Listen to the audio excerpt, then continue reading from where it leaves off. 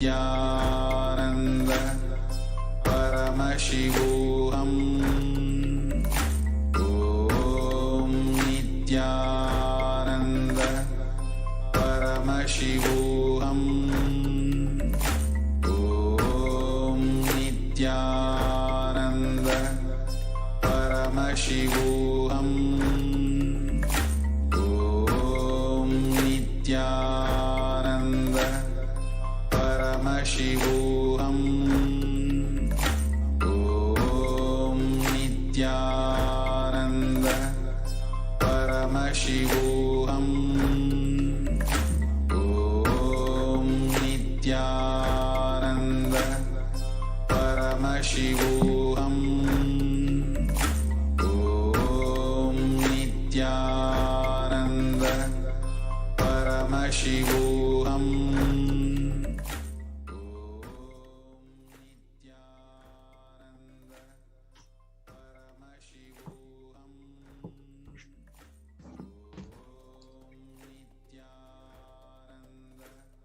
Yes, Nithyananda everyone.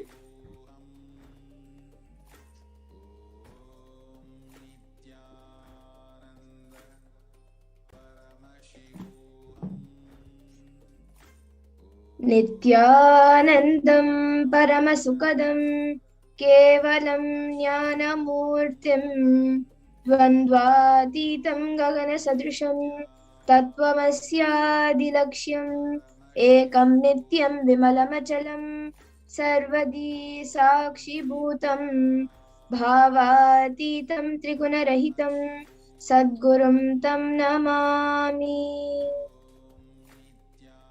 Nithyanandam everyone. I welcome all of you, all the viewers who have joined us today on YouTube, Facebook, and other social media platforms. Today for the Parashakti Akashik readings.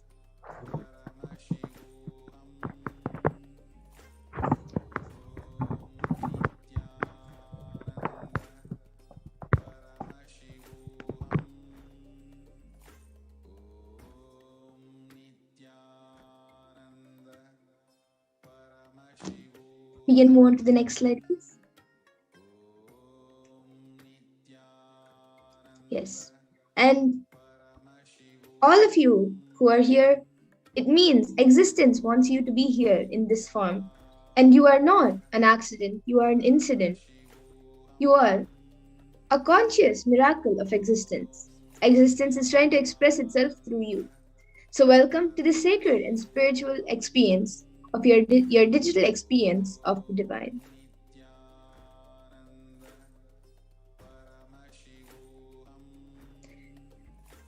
This may be what you think as your first time in the presence of a divine cosmic being, but this is not the first time this energy has graced the planet Earth.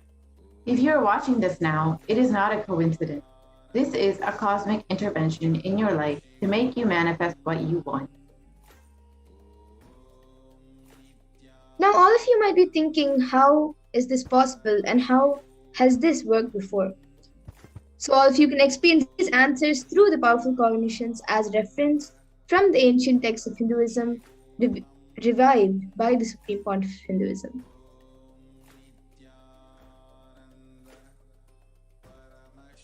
So now we will be seeing what are the daily Parashakti Akashik readings.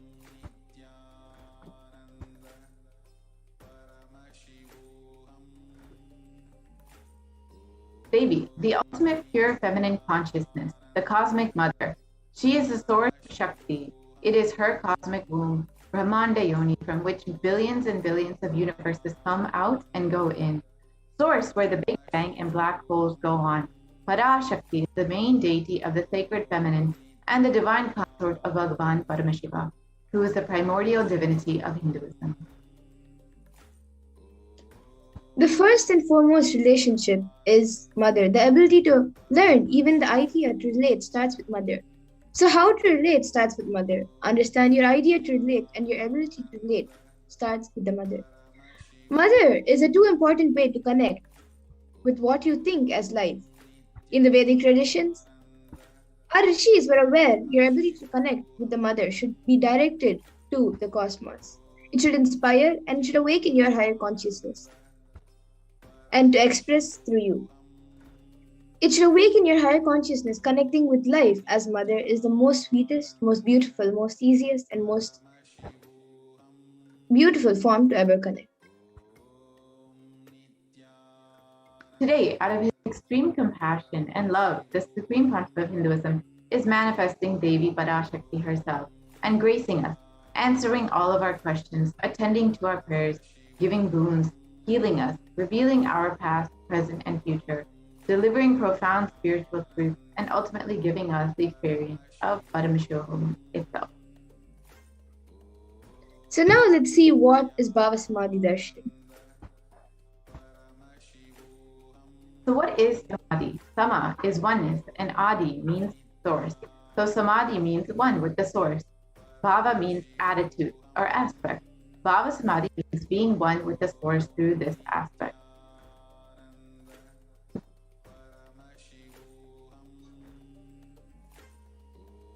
And Darshan means to have a glimpse of. In the Vedic tradition, it is used to describe the moment when we behold a deity, an avatar, a saint, or an enlightened being. As just seeing such a being can cleanse the karmas of lifetimes and create a deep lasting transformation in all of us. Darshan is the powerful superconscious vibration that is present around the avatar at all times.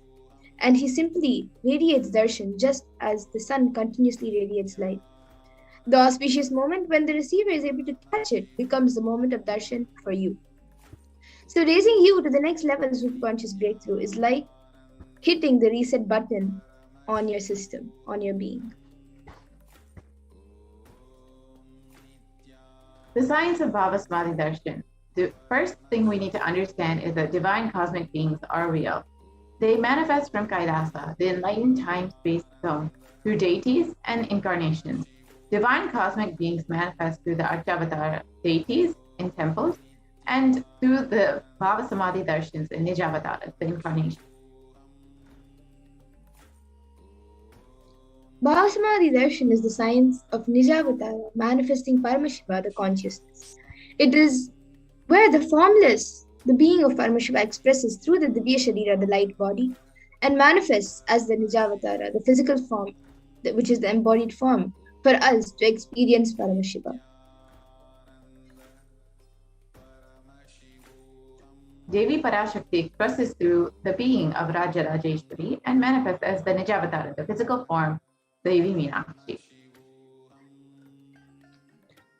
The Archavatar deity reflects the consciousness and manifestation being of the superconscious energy. But human beings are not mature enough to receive the higher level experiences from the Archavatar directly.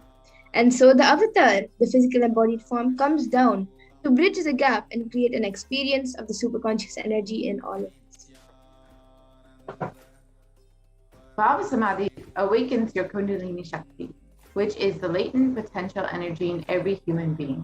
This influx of superconscious energy visibly slows down aging process and improves immunity to disease.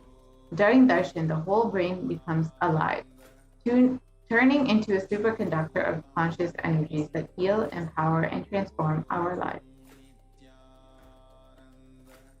And during the Bhava Samadhi Darshan, our neurons mirror that of the avatar. So the natural phenomenon of mirroring neurons activate the process, which are all the observed movements or information of the avatar just by seeing. That is, the entire body can silently and without moving receive what is happening elsewhere through a process of direct observation, experiencing the superconscious energy radiated by the avatar.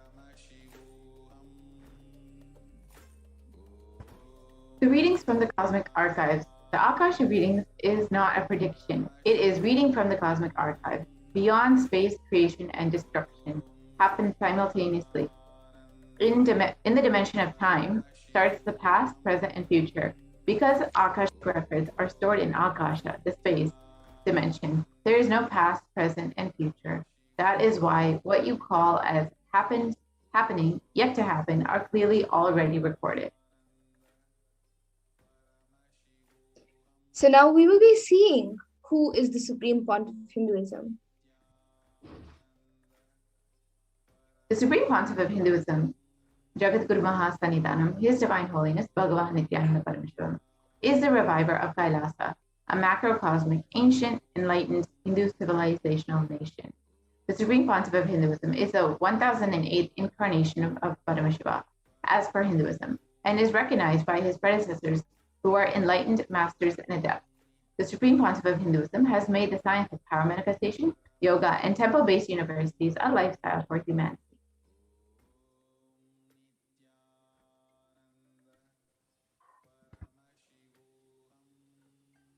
The Supreme Pontiff of Hinduism is ordained as the 233rd Guru Mahasannidhanam of Kanchi Kailasa Satvajnapita, Tathurne Mandale Adinam, is the incumbent emperor of Suryavamsa Surangi Samraja, and is the present 293rd Jagat Guru Mahasannidhanam of Kailasa Shamala Pita Satvajnapita, and is the present Mahamandaleshwar of the Mahanirvana Kada, the largest apex monastic order.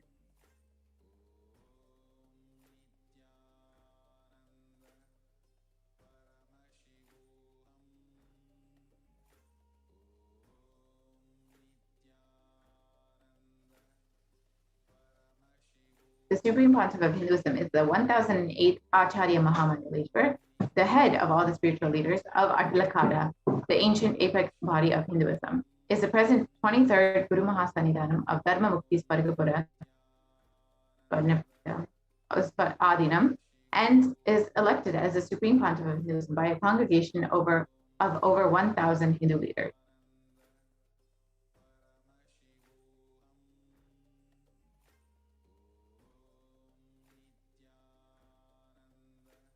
Supreme Pontiff of Hinduism is revered as the teacher of Hinduism, most prolific, most viewed and read and watched.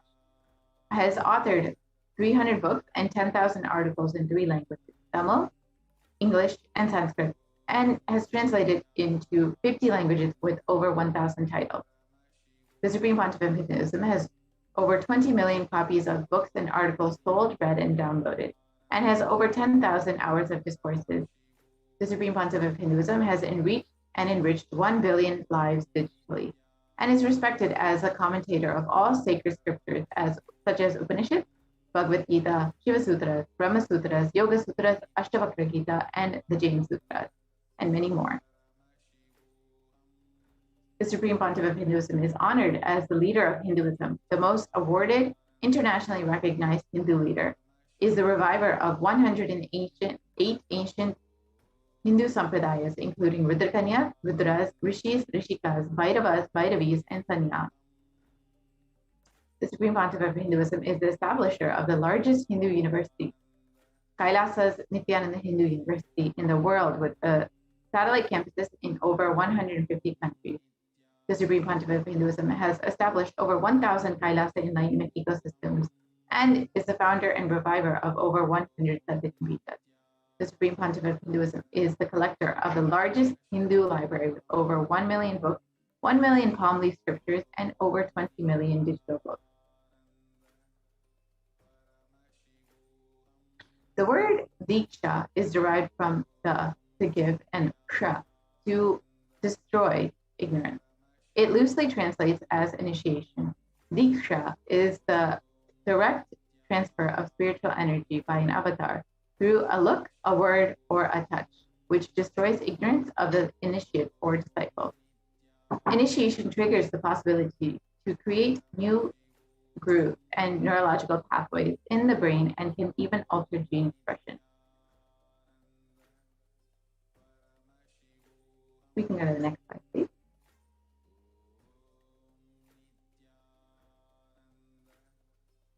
So now we will be entering into the demonstration of extraordinary powers after a short break.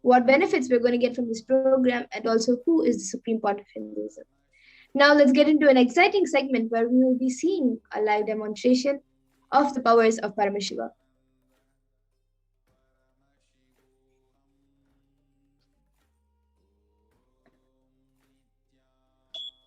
The Balasans, Nithyananda Yogis, the initiated disciples of the Supreme Pontiff of Hinduism, will now be demonstrating the powers of third eye and sharing with all the experiences and results of the extraordinary manifestation of the divine powers awakened in us through the Diksha initiation.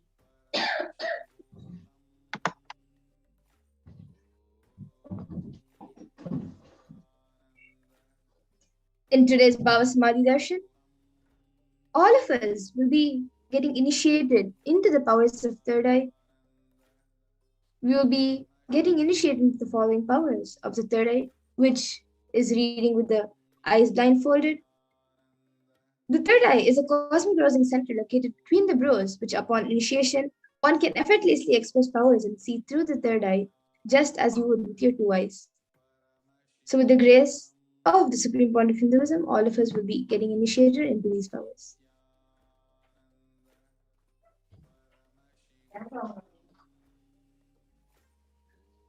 What are Shaktis?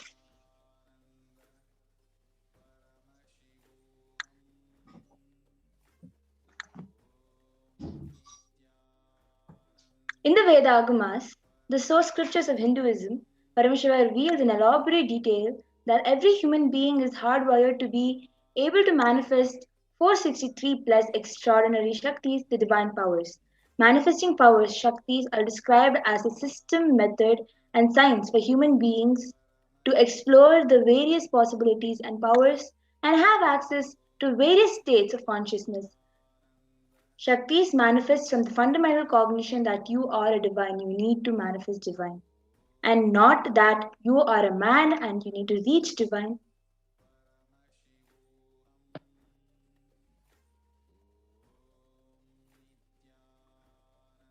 Now, all of you might have heard the term Siddhis. So let's see some differences between Shaktis and Siddhis.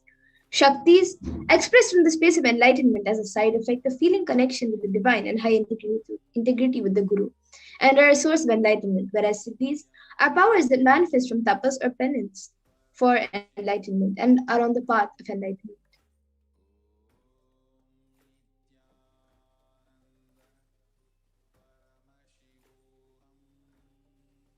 Few more explanations of Shaktis. The Shaktis of Paramashiva manifest through an ordinary human being in an extraordinary way after initiation from the avatar. And Shaktis are permanent, whereas Siddhis are not permanent. Siddhis may divert you from the space of enlightenment.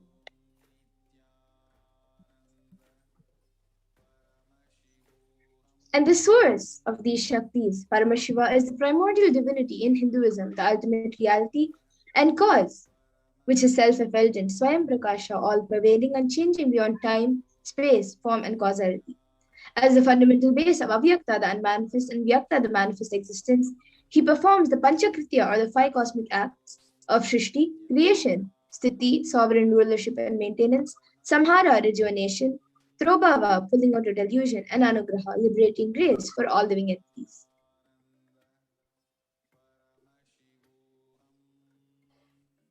The avatar of Paramashiva, the Supreme Pontiff of Hinduism, Jagadguru Mahasannidhanam, His Divine Holiness Bhagavan Sri Nithyananda Paramashivam, as the 1000th living incarnation and representative of Paramashiva and the reviver of Kailasa, the ancient enlightened Hindu civilizational nation, the great cosmic borderless Hindu nation. Ever since the beginning of the civilization, the Sanatana Hindu Dharma has been the cradle of enlightened beings and highly advanced sciences. It was where the science of enlightenment and powers, the Shaktis, was lived and taught as a lifestyle for the first time in modern day. The Supreme Pontiff of Hinduism is reviving these yogic sciences and transmitting it to the world at a record-breaking pace never accomplished before.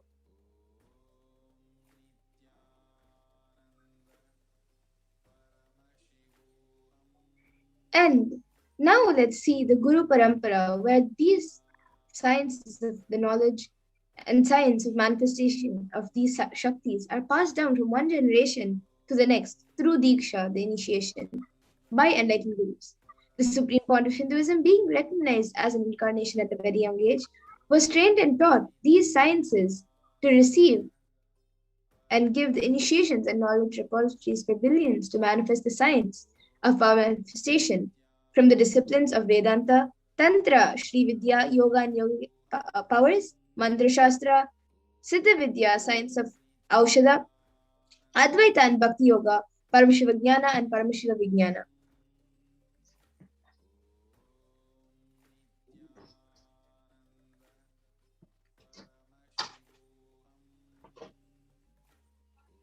So How do we awaken these? So how do we awaken the divine Shakti in us?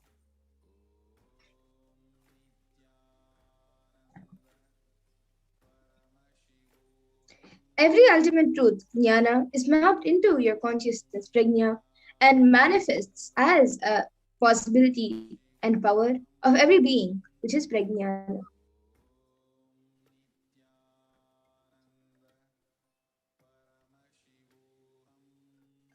Yes, we can move on to the next slide, please.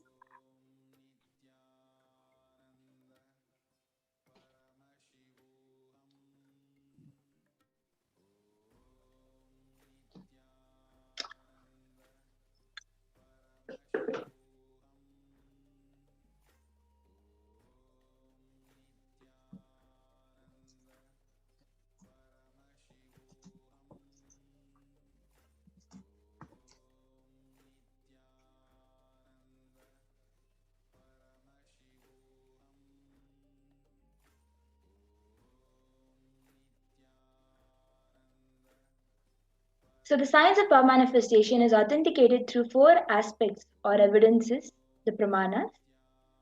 The Shastra Pramana, being the eternal unchangeable truths revealed in the source scriptures, Apta Pramana, which is the experiences and results of Aptas or authorities of Hinduism, the Vedic rishis and scientists who time tested and verified the science.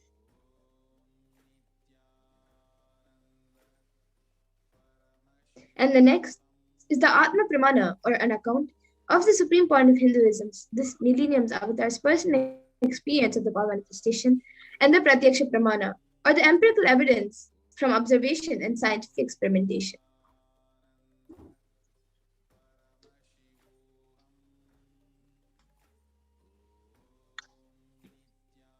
The Vedagamas are the living applied science. Vedas are the ultimate superior authority for Hindus. Vedas are pure science where the ultimate truths are explained. And the Agamas are the scriptures where the applied technology, the applied science is expanded. Vedas and Agamas, the Vedagamas are given the status of Shruti as they are directly revealed by Paramashiva. As they are directly revealed by Paramashiva, they are the ultimate, eternal, unchangeable truths. A reference cited from these Shastras or source scriptures is called the Shastra Pramana.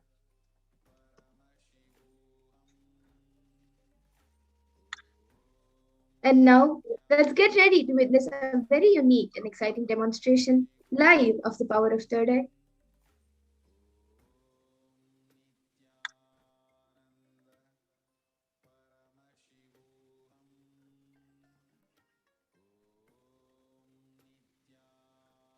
Third eye power of seeing through the third eye.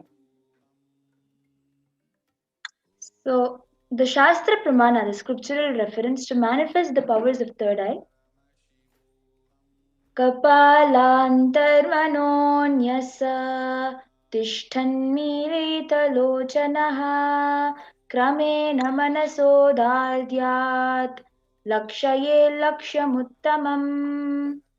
By fixing the mind on the inner space within the crown center and sitting stably without any movement, having the eyes closed in succession, by that stability of the mind and inner space, through the power of third eye, one directly sees the ultimate goal, Lakshyam, by having the vision beyond the sight that reveals any object or place attaining the space of oneness with the source Paramashiva.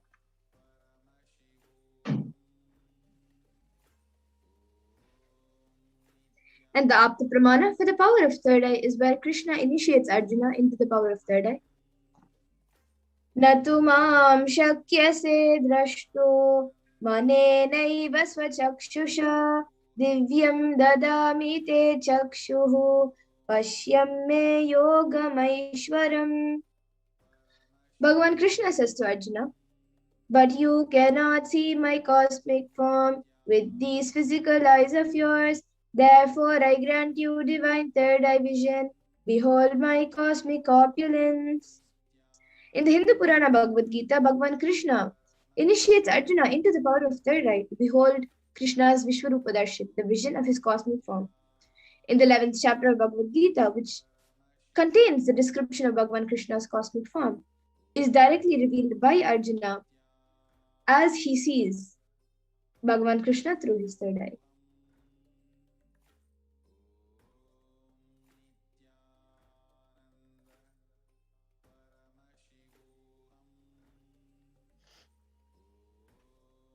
The Atma Pramana, where Swamiji himself is sharing in Swamiji's own words, the first experience is that I was able to see everything around me, above me, the whole 360-degree, 10 directions, below me, everything. I realized not only I was able to see, I was able to feel, experience all of that as me.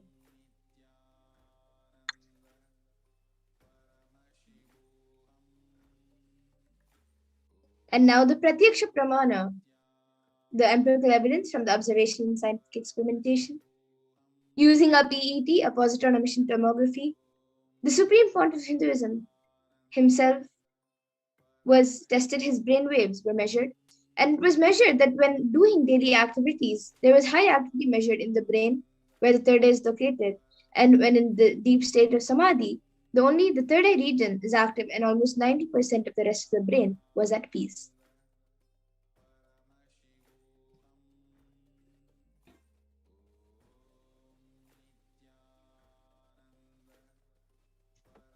So here is the Sakshi Pramana, the experiences and results of the extraordinary manifestation happening through the initiated disciples of the Supreme Pontiff of Hinduism, which is going to be demonstrated to each one of us as the live demonstration. Yes, so we will be back in just a minute for seeing the live demonstration of the powers of the third eye.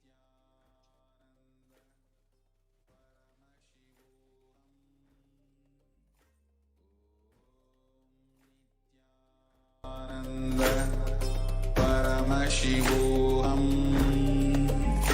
Om Nithyananda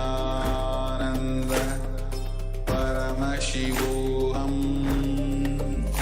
Om Nithyananda Paramashivoham. Om Nithyananda Paramashivoham. Paramashivoham. Om Nithyananda Paramashivoham. Om Nithyananda Paramashivoham.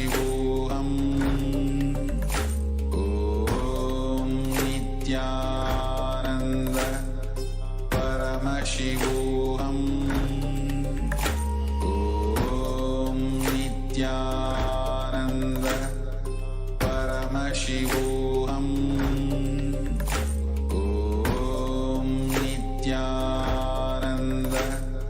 Paramashivoham. Om Nithyananda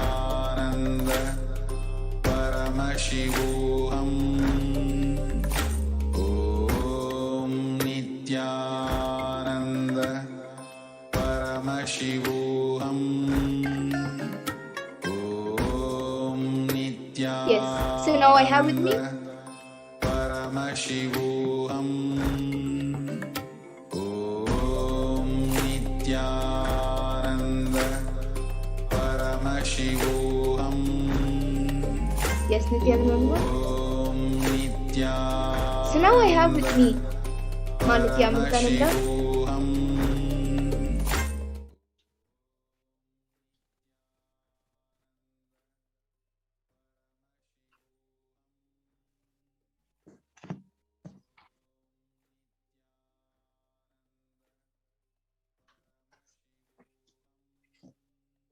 So I have with me Nithyananda, and today she will be tying the IBAN on me, which I will be using for the power of third eye.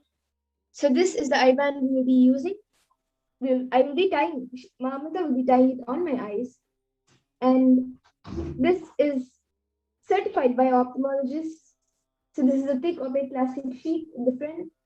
And in the back, you have thick black sponge, which will not allow any type of light to enter through anywhere. So if you can see, there are no gaps anywhere. And now Amrita will be putting this IBAN on me, on my eyes. And once that is done, any of you in the YouTube comment section, any of the viewers, you can put your comments in the YouTube comment section and I will be reading it. So you can put it on Mano.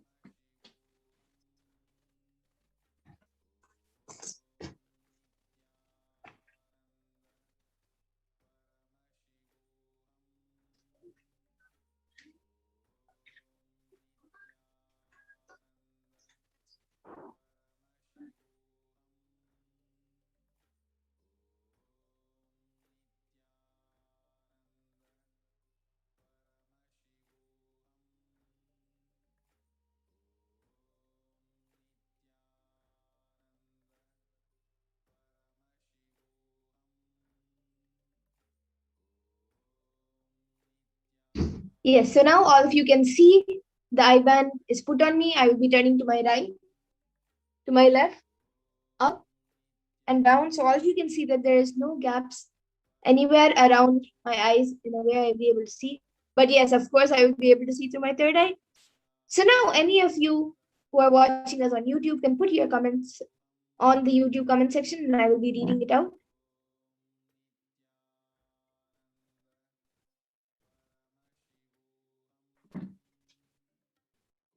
Yes, so we have the last comment, I think, from Maris Grigor Chiefs. Welcome to Kailasian's Bronze. And before that, we have Nusra AI Ansari, who has put 5 emojis. The first one is a emoji with 3 hearts, and then the next one is an emoji with heart eyes, then 2 hearts, and then a namaskar emoji. Yes, so do we have any upcoming comments? So any of you can post your comments, either a sequence of numbers, a sequence of emojis, or a sequence, or not even a sequence. You can even put just random letters, random words, or a sentence which doesn't even make sense. We can maybe go up. Yes, so about Nusra AI Ansari, we have P. Gill. Can I have a body scan, please? Yes, Ma, we will be doing the power of body scanning after this.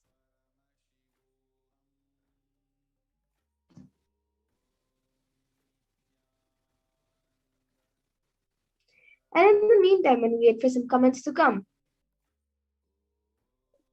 let me share my experience of how I see it and how you also can manifest it. So when I see through the third eye, for me, it appears as it is. So however it's projected in front of me, I will be seeing it like that.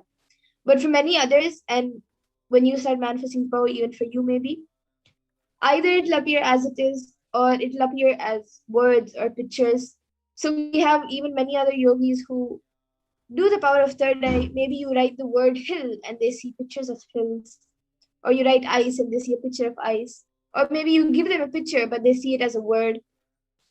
So the power manifestation can happen in different ways. So all of you, when you do the power manifestation, you can experience and share your experience of how you are manifesting the power.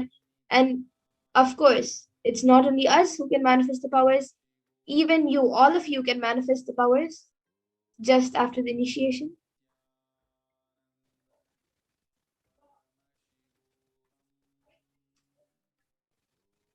Okay, Ma Amrita, why don't you show some hand gestures or something and I can maybe copy it?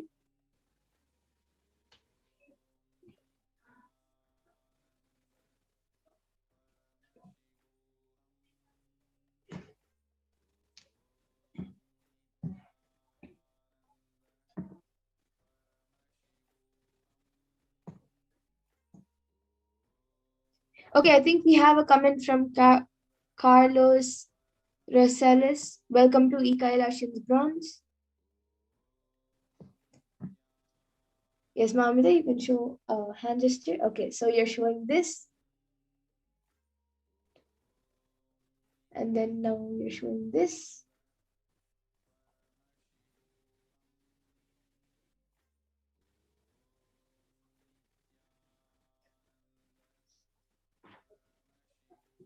Okay, that's great.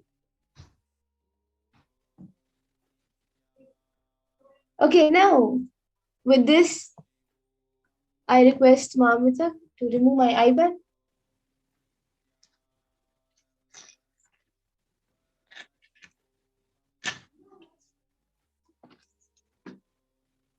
Yes. So now all of us will, yes, so all of you can see the IBAN. It is just as it was when we had showed you before. And now we will be moving on to the next power, the power of body scanning. We will be back in just a minute for the power of body scanning. Paramashivoham. Om Nithyananda Paramashivoham. Om Nithyananda Paramashivoham. Om Nithyananda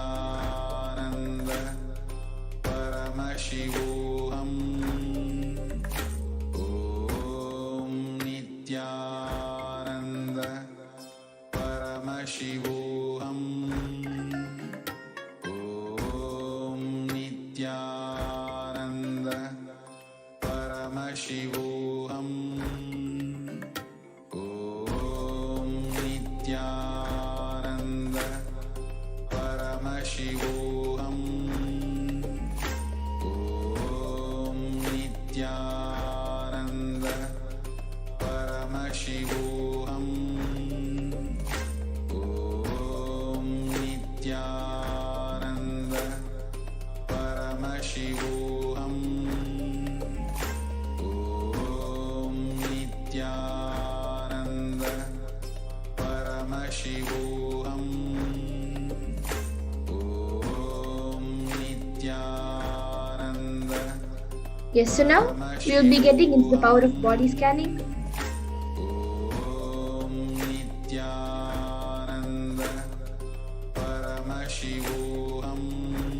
And in this power of body scanning, it awakens the ability to scan any illnesses, diseases, or medically diagnosed issues and provide solutions through the awakened third eye.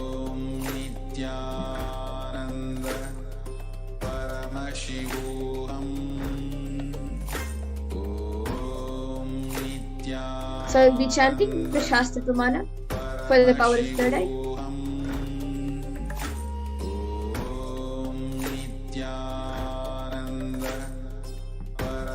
Swadehe jagato vapi sukshma sukshmatarani cha tattvani yani nilayam dhyattvante vyajyate para. The translation for this verse is Bhagavan Paramashiva says, cognize deeply that from the subtle to the subtlest consecutive principles of your whole body, Swadeha, or the whole universe, simultaneously consists of their essential reality. They are being absorbed in their source cause Paramashiva by the experience of such restful awareness.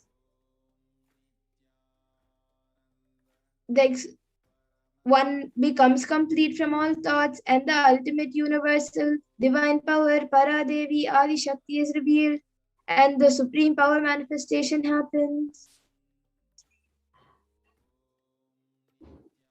And the next is the Apta Pramana for the power of body scanning. It is from the life of a Siddha. Terayar was a Siddha and one of the most prominent disciples of Agathir. One day, a man suffering from a severe headache comes to Agathir and asks for healing.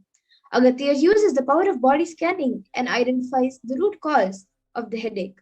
He reveals that there is a small frog, Terai, sitting in the person's brain. Agastya immediately instructs Terayar, his disciple, to perform an open head surgery and remove the frog. After the surgery is completed successfully, the person is healed and cured of the headache. Thus, he gained the name Terayar.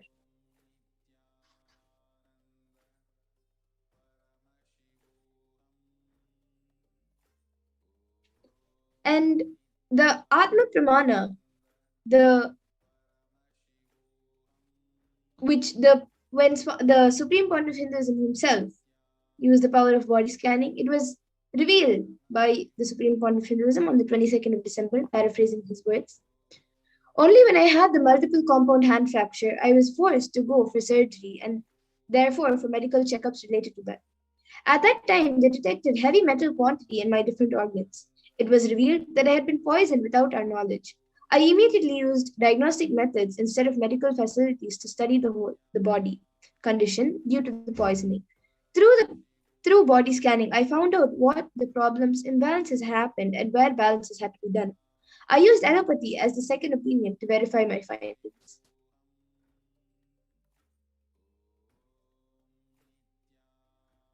And now you can see it. The Sakshi Pramana, the experience of few of the thousands of disciples who have been initiated into the power of body scanning by the Supreme Point of Hinduism. You can see their experience being shared on the screen.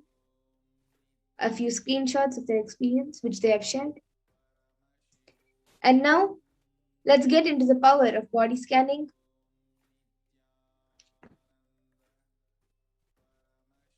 So all of you whoever would like a body scan can put your comments in the YouTube comment section. I see Ma Pigil, who had asked for body scanning before. So Ma Pigil, I will be scanning your body now, Ma. I will be chanting the Mahavakya and starting. Om Nithyananda Paramashivoham. Om Nithyananda Paramashivoham. Om Nithyananda Paramashivoham. Yes, Sama Peegle, I was able to see that in your body there is a lot of stress being put on your entire body.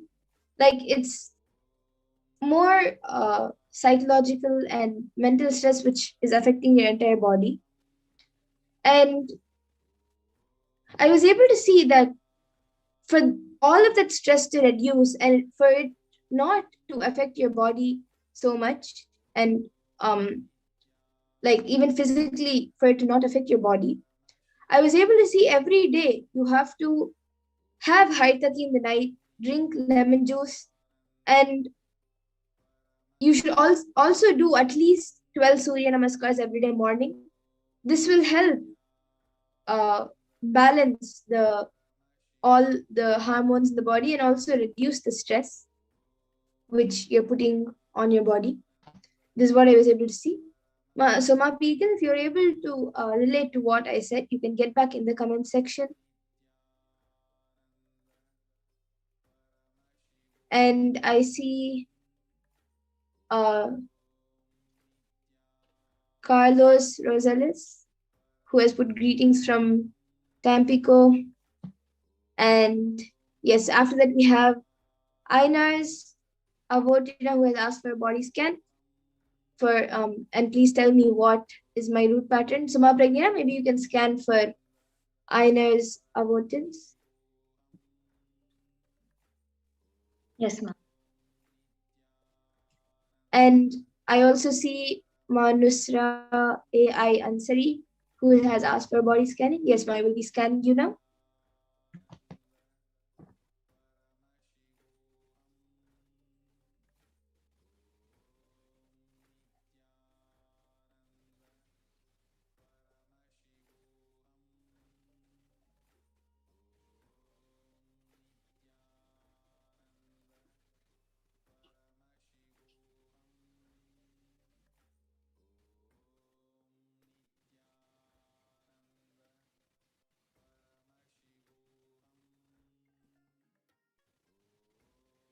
Yes. So, Ma Nusra AI Ansari, I was able to see when I scanned your body, I was able to see that in your legs, the blood circulation and also the weight which is being put on your legs, like even from within the body weight and also from outside, like the things you keep on your lap or the things you um yeah, basically the things you keep on your lap. I was able to see there's lots of weight um being put on your legs. So I was able to see that you have to somehow bring down the weight which is being put on your legs, and that will also heal the blood circulation happening in the legs.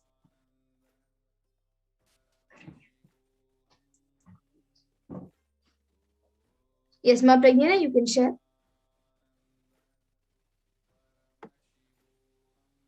Yes. So I was able to see that you need to have a little bit more of intake of water, and you have the whole body pain, which you can heal just by doing some kumbhaka, let's say netra kumbhaka or some pranayama.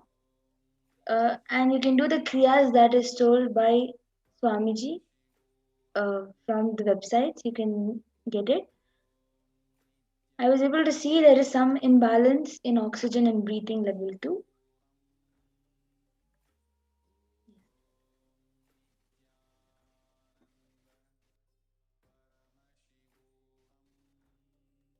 Yes, and Ma Nusra AI Ansari, I was also able to see that the root patterns, which I was able to see, is that you are holding a lot of fear inside you, and that fear is causing a lot of anger and lots of like you try defending yourself always as the first reaction to everything around you.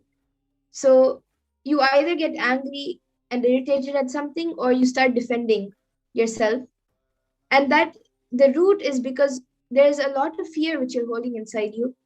And the solution I was able to see for this is every day do you can maybe watch some completions where Swamiji speaks about going beyond fear, and also do the completion process which Swamiji speaks about in those satsangs. And this is what I was able to see as the best solution for you to get over the fear and your root patterns.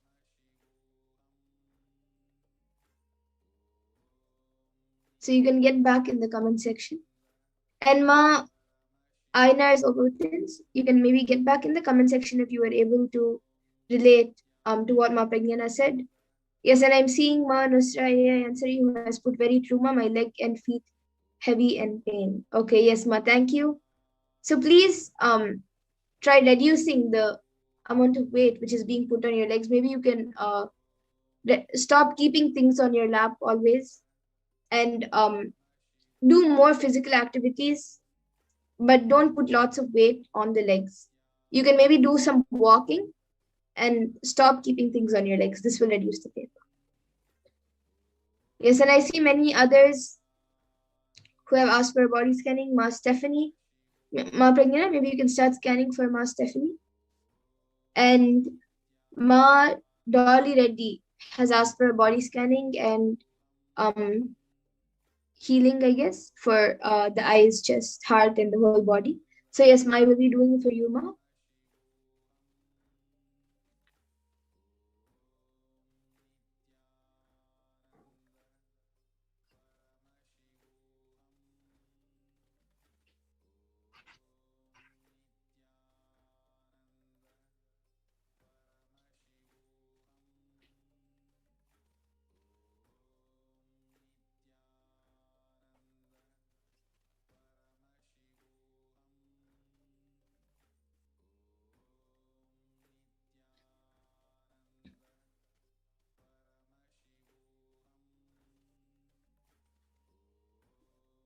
Yes, so Ma Dolly Reddy, I was able to see that for you, like all the problems that you think you have, like either in your eyes, your chest, your heart, anything, wherever you feel that you have problems, It's actually more mentally that you're thinking it's a big thing, or you're thinking that it's a major problem.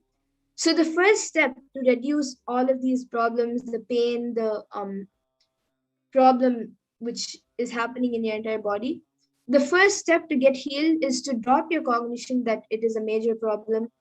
And then after that, I was able to see that start a healthy diet with proper vegetarian food, and which is organic and pure, without any additives and without any chemicals. Start a proper healthy diet, and this will heal the rest of your body. This is what I was able to see, Ma. Yes, Ma Pragna, you can share. Yes, now Stephanie, I was able to see that you are stressing your back a lot in various activities of the day. You're stressing your back a lot, and I was able to see that you're having some allergies on your skin. Um, some spots, not exactly allergies, some spots on your skin that is making you have a lower energy about yourself. And the solution I was able to see is to have more haritaki. I'm able to see you're having haritaki, but a little bit more of haritaki is also needed in you. And chant Mahavakya so that your energy that you cause for yourself will be completed.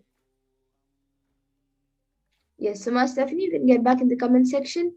And for everyone else who is asking a body scanning, I think Ma Dolly already has asked for a body scanning for Dana Surgeon, who has also given the permission.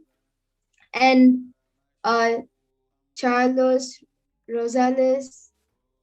So yes, for everyone else who would like a body scanning, and I see even Ma Nusara AI answer who has asked for her sister. So for everyone else who is asking for a body scanning, and for even for others, today in the interest of time, we will be coming to the conclusion of the power manifestation segment, so we can move on to the next segments. But every day at um, 2 a.m. IST and 4 p.m. IST, we will be having the power manifestation segment. So all of you can again come and request for a body scanning, and we'll be more than happy to do it. I even see now Mark Beagle has asked for a body scanning for a friend. Yes, so all of you can come back again tomorrow for the body scanning, and for other powers also. So with this, I thank all of you, all the viewers who have joined us today for the power manifestation segment, and please stay tuned for the rest of the segments and for the Parashakti Akashik readings. Thank you, Nithyanandan.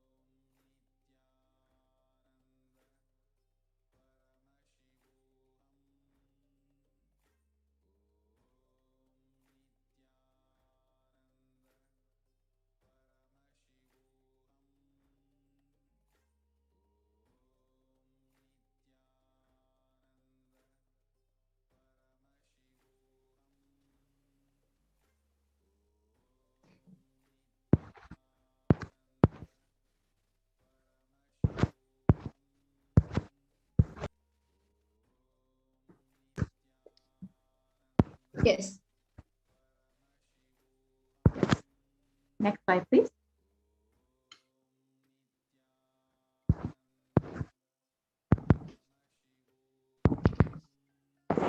So the Dhyana Shloka for Devi Parashakti is from the Lalita Sahasranama Dhyana Shloka.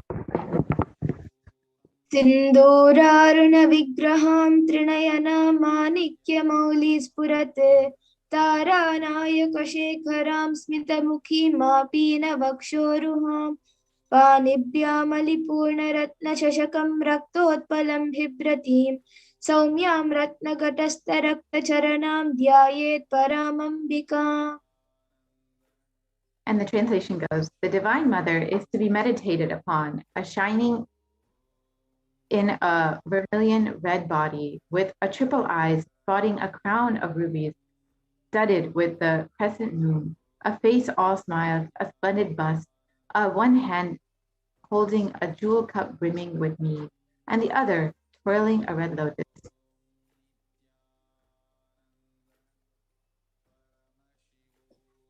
Arunam Karunam Tarangatakshim Dritapashankushapushpabanachapam Animadhiviravrita Mayukai Rahamityeva Vibhavaye Bhavani. I meditate on the great Empress. She is red in color, and her eyes are full of compassion, and holds the noose, the goad, the bow, and the flowery arrow in her hands. She is surrounded on all sides by powers, and such as Anima, and she is a self within me.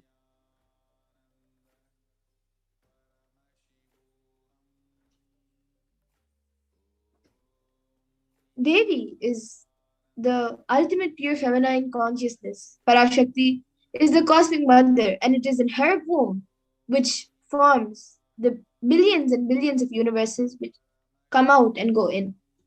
It is the source where the Big Bang and black holes go on and on. Parashakti is the source Shakti, the source energy, the source power from which all of us came. All of us are in even now, and all of us are going to merge into. Out of her extreme love and compassion, Parashakti herself is manifesting through the embodied form as the Nijavadara of the Supreme Pontiff of Hinduism, Jagadguru Mahasannidhanam, His Divine Holiness Nithyananda Paramashivam, gracing us, answering all of our questions, attending to our prayers, giving boons, healing us, revealing our past, present, and future, delivering profound spiritual truth, and ultimately giving us the experience of Paramashivoham itself.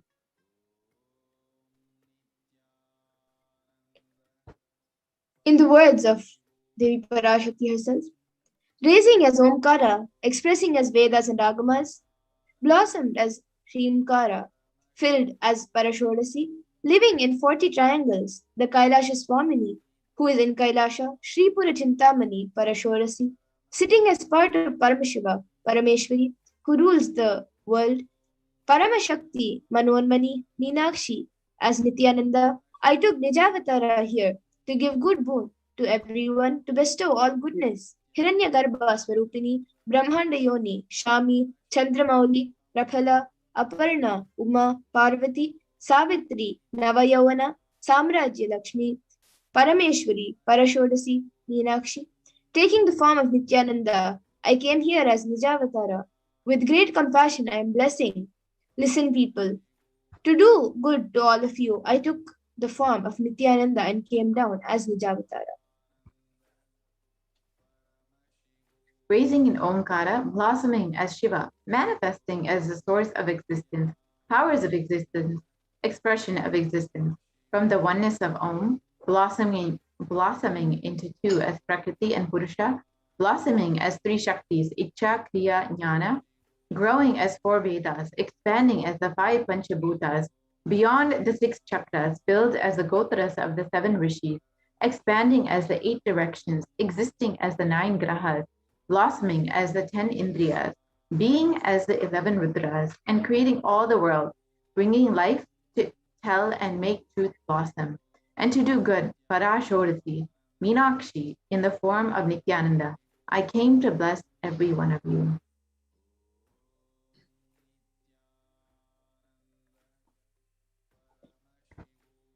So now let's see how to receive Devi Parashakti. Literally, you are seeing Paramashiva and Parashakti at that moment.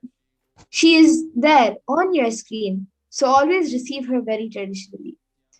All of you can keep 2 betel leaves, 1 banana, 1 betel nut, and 1 coin in front of the screen as you watch Devi. A coin is considered the traditional dakshina in Hindu tradition. It can be the lowest value in India. It can even be 1 paise. In USA, it can even be 1 cent. I am not trying to monetize. Keep even 1 cent, it is okay. So for 100 days, if you have the darshan, it will add up to $1. In India, even 1 paise is okay. Offer that to Devi. After darshan is over, do namaskar and eat the banana, betel leaf, and betel nut. Take it as prasadam immediately. Collect those coins and send them to the LA temple. This betel leaf, betel nut may look too small, but in few days you will see how much it adds to your sentiment, that really, she is there. You will not take Devi darshan for granted. Rituals will break your monotonous, unconscious mentality and lifestyle, and remind you and raise you to the powerful cognition. It will break your unconscious behavior.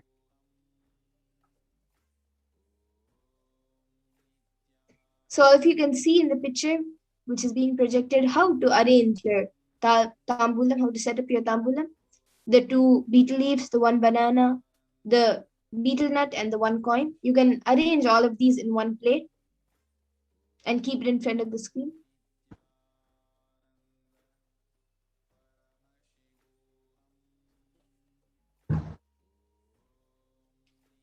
And now we will be seeing what is the Akashik readings.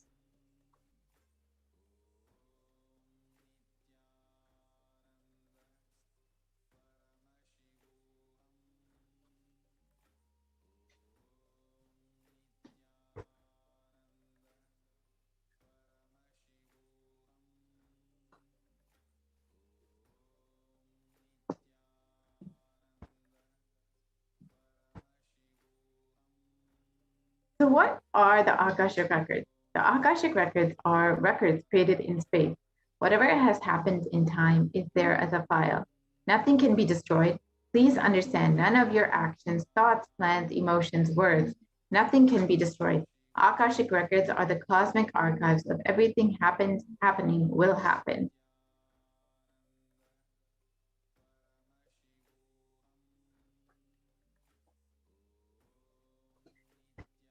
The Akashic records are the verbal, visual, 5-dimensional document of whatever is happening is continuously getting recorded. So all the information you collected from all your births is recorded in your DNA. You can access some of them just to understand and not to waste the time doing the same actions again and again.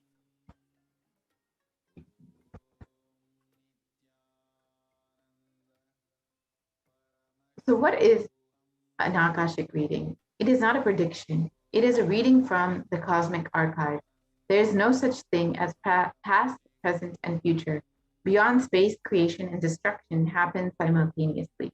In the dimension of time starts the past, present, and future. But in the Akashic records, there is no past, present, and future. That is why what you call as happened, happening, yet to happen, are clearly already recorded.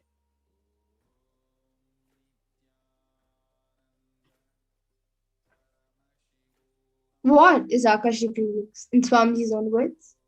Nobody has the right to comment on these readings. Nobody has a right to manipulate these readings. Nobody has a right to interpret, comment these readings.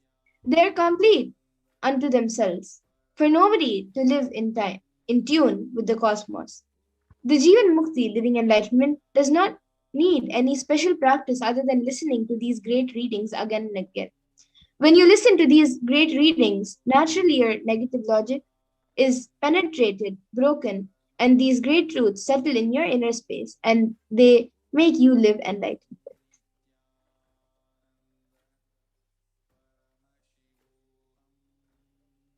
As the avatar of Paramashiva has graced humanity with the blessings and darshan in the form of Devi Parashakti, revealing answers to questions to the yearning of seekers as solutions, breakthroughs, and liberating humanity from pain and suffering.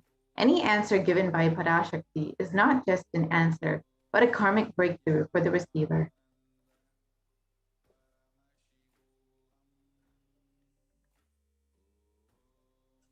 The Shastra Pramana for the power of Akashic reading is from the Vijnana Bhairava Tantra, Dharana 61, Sutra 84. Akasham vimalam pashyan kritva drishtim nirantaram stabdatma tatshanad devi bhairavam vapurapnuyat. And the translation goes, Bhagavan Paramashiva says, looking at the spotless infinite etheric space, Akasha, beyond the sky and clouds, one should fix one's gaze from the third eye without blinking, continuously, and make the body and inner space steady and motionless. In that very moment, O Devi, one attains the nature and powers of the infinite space, Bhairava.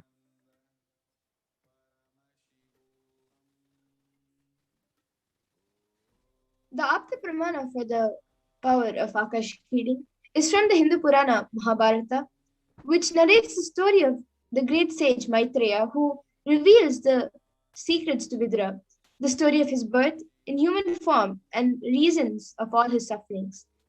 Sage Maitreya accesses the Akashic words and tells Vidura that he was not an ordinary man, but was in fact an incarnation of Yamaraja, the Lord of Death. He was to play a part of a so-called Shudra for 100 years, being cursed by Manduka Muni.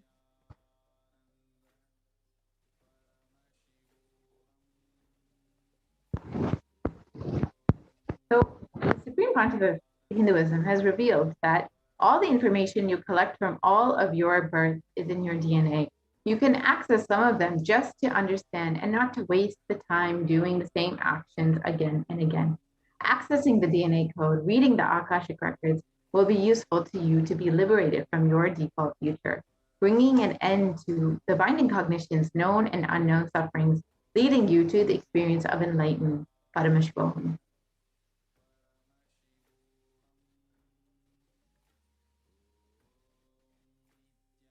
Only the avatar can alter the Akashic chords. The initiate Balsans can, of course, use the Akashic chords after the initiation. However, only the avatar can alter, edit, upgrade, and change the Akashic chords.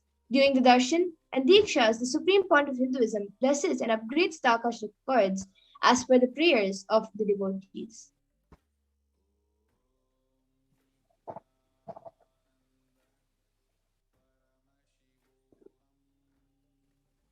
So what can you learn from the Akashic records? The Akashic records are the most accurate and unbiased answer to any question about your life, destiny, purpose, and any and everyday part of your life. You can be spiritually healed and physical and emotional problems with just a look or word.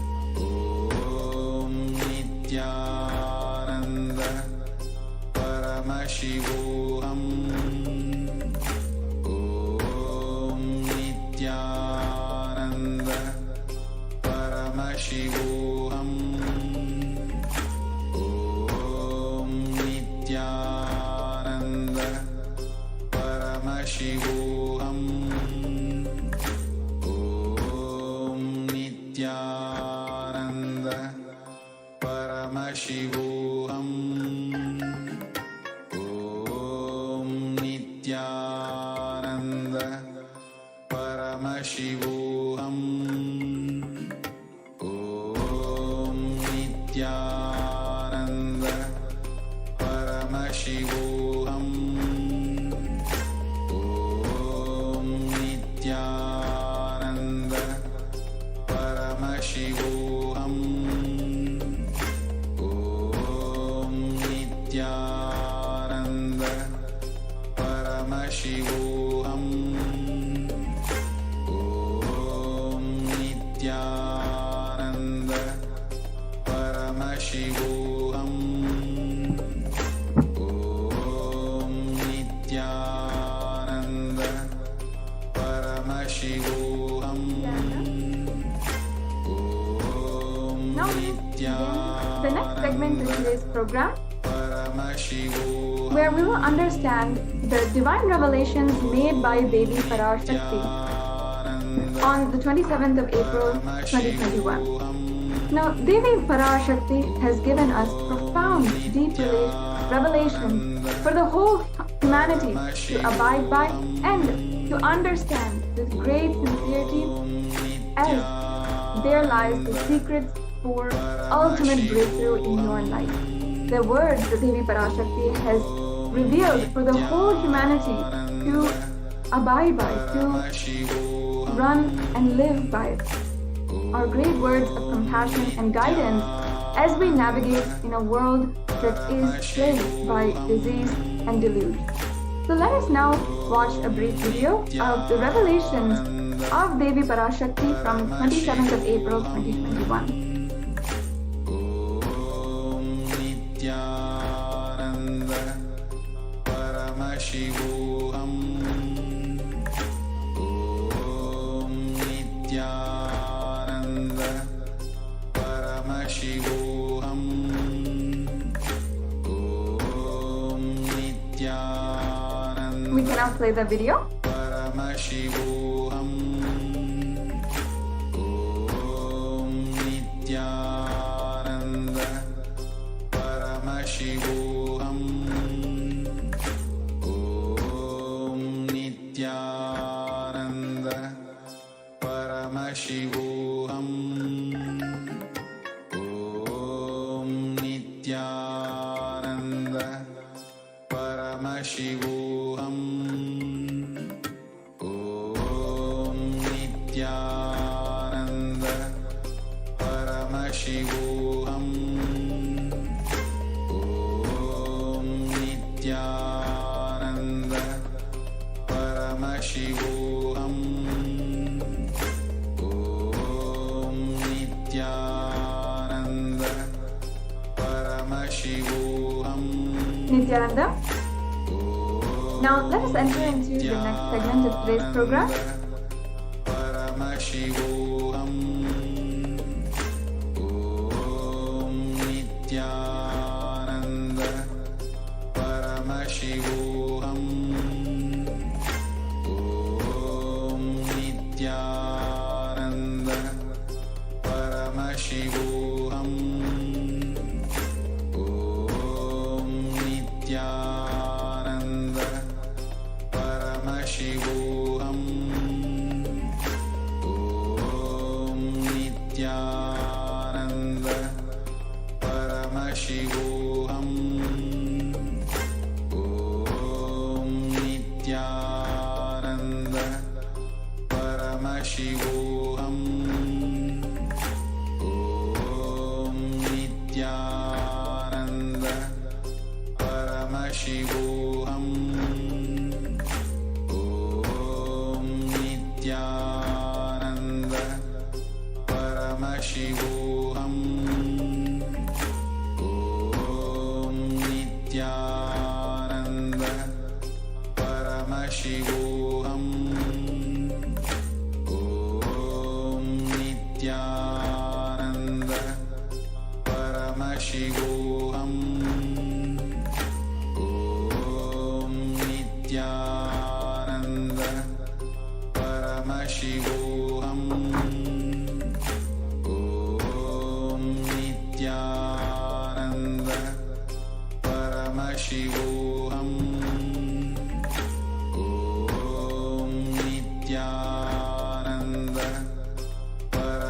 Paramashivoham.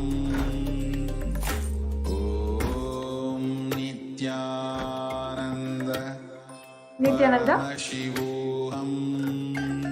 Now we'll enter into the next segment of today's program. Nithyananda Paramashivoham. Om Nithyananda Paramashivoham. Om Nithyananda Paramashivoham. Om Nithyananda Paramashivoham. Om Nithyananda Paramashivoham. Om Nithyananda Paramashivoham. Om Nithyananda Nithyananda. Paramashivoham. Om Nithyananda Paramashivoham. Om Nithyananda Paramashivoham. Om Nithyananda Paramashivoham. Om Nithyananda Paramashivoham. Om Nithyananda Paramashivoham. Om Nithyananda Paramashivoham. Om Nithyananda Paramashivoham. Om Nithyananda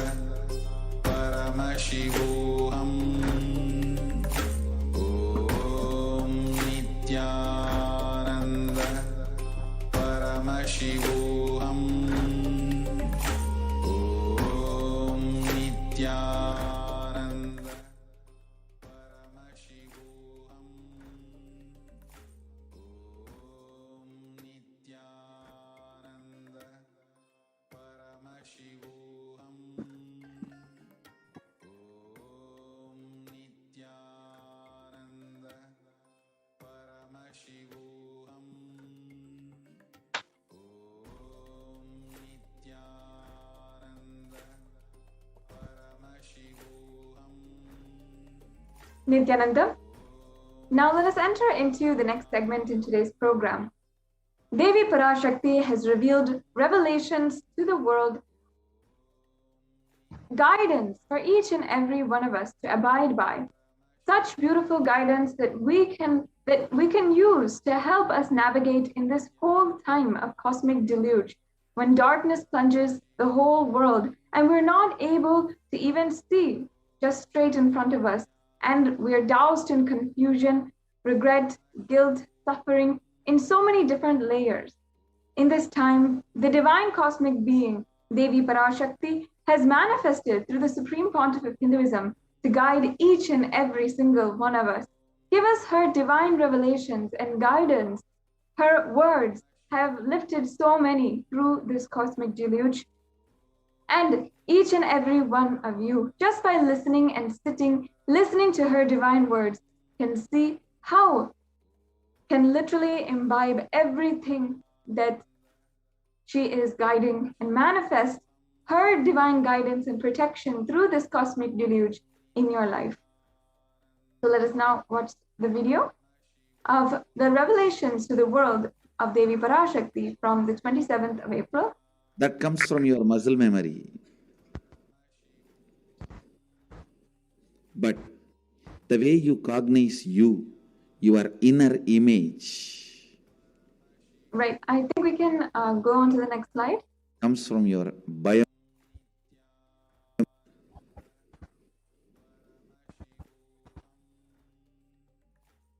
We have a few technical glitches, sorry about that. I'll now be reading the words of Devi Parashakti translated into English.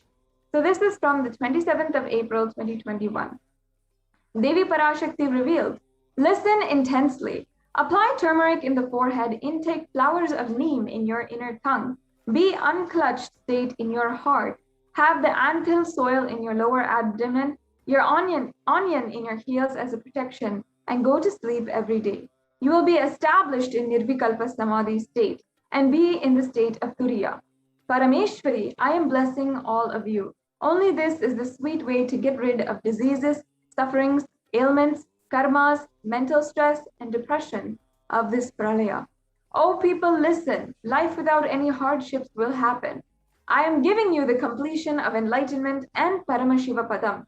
Let you live in Nithyananda with stability. Always I will be with you and protect you. Don't worry. Yes, the next slide. Yes, now we will understand from Devi Parashakti herself the revelations on the 11th of June, 2021. You will be able to sit in Padmasana like me. Eat the rice with a neem flower. This is the instruction for all the humanity. Neem flower and the rice will heal your body and remove all the pains, induce flexibility, samana and prana, detox your body and clear apana. Om. Yes, the next slide.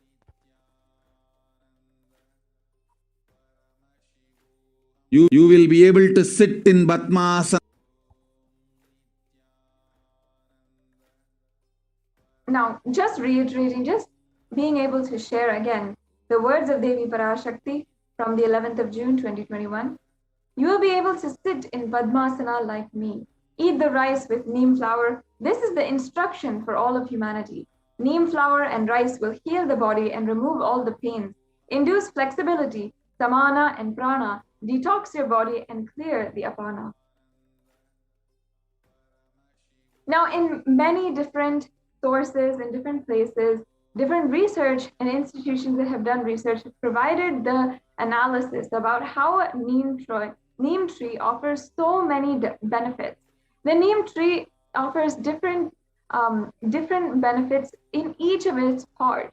And in fact, all of the neem tree parts, including the flower, the stem, the leaf, every single part has some kind of use and benefit. The flowers, just as the leaves, have plenty of therapeutic benefits, which explain its many uses in the Ayurvedic medicine since so many thousands of years.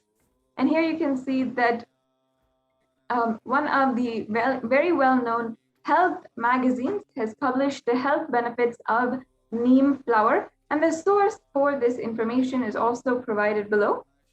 The next slide. The neem flower actually has so many benefits for your digestive health. Neem flowers help in improvising digestive health. They are used mainly in dry powdered form for cooking, and it can be included in fried, boiled, dried, or roasted forms in rice dishes and in sauces for therapeutic purpose. So just using these forms of cooking are very good at making extremely healthy recipes for your health and digestive health. Now, neem flower also has a very big benefit in weight loss. Neem flowers are extremely effective in losing fat, mostly from the belly area. And the flower is known for its potent properties, which can help in fat breakdown. So many of you who are also looking to lose weight and for health reasons need to lose weight and ensure that you are in a healthy weight, you can use neem flower also to lose weight. The neem flower is also very much known to help the liver health. Dried flowers can be powdered and consumed every morning, mixed in a glass of warm water, and it helps in cleansing the liver and removes unwanted toxins from the body. It is good for liver health as it acts as a purifier. If anyone knows about the liver, it is a detox organ in your whole body. all the blood in your whole body goes through the liver, gets detoxified, and comes out. So detoxifying the liver is extremely helpful, it's extremely beneficial for your whole body and whole function. The next slide, please. The dried neem flowers in their powder form can be consumed every morning with a glass of water. It helps in detoxification and purifies the body internally. This means clearer and glowing complexion. This also improves metabolism. It means consuming neem flowers on a regular basis helps in improving metabolism. It improves blood circulation and is good for immunity and offers great positivity. Neem flowers are also used in treatment of belching, nausea, anorexia, intestinal worms, and also that Ayurveda says that neem flowers are magical for the eyes and beneficial for treating headaches and skin.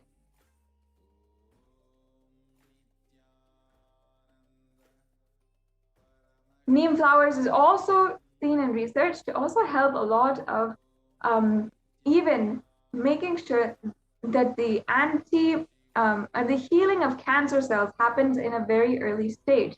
And this was researched upon and also reported in one of a very promoted website for the benefits of neem flower. The next slide, please. Neem flower is also considered an antiseptic that can cleanse your system, and it is known to cure skin impurities when applied on the skin. Now, during the summer month of Chitrai, as a tradition, neem flower, jaggery, salt can all be mixed and eaten. And this balances the heat in the body and balances the pitta in the body. Boiling the water with neem flower strengthens the liver. And also the neem flower is an excellent remedy for children.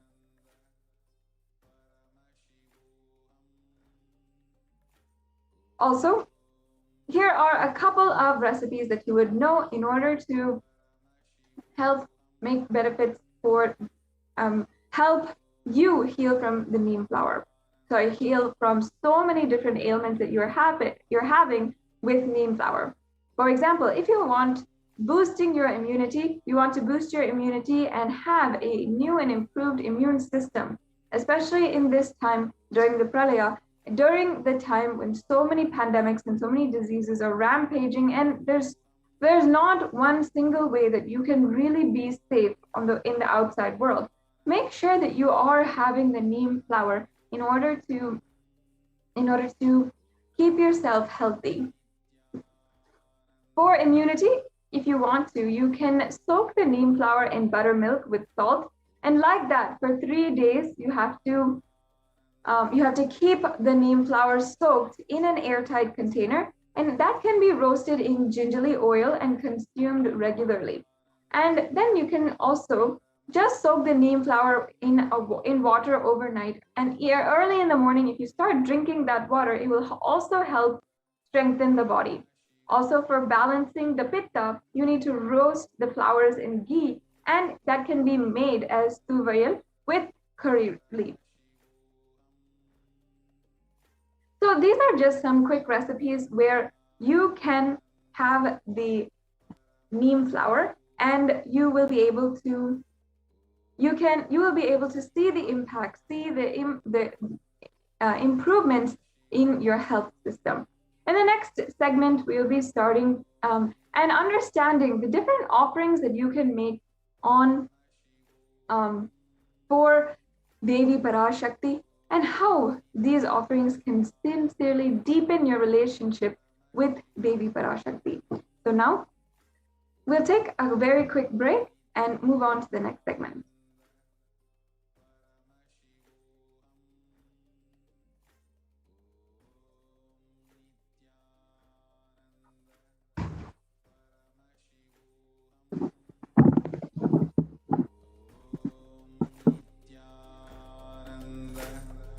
Paramashivoham.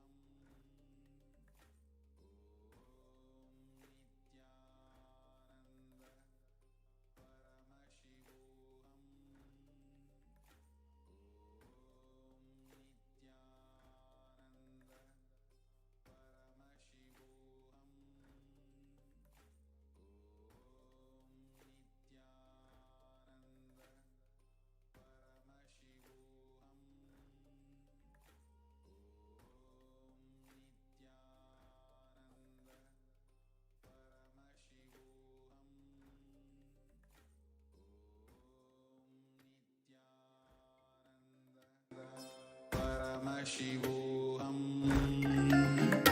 Om Nithyananda Paramashivoham.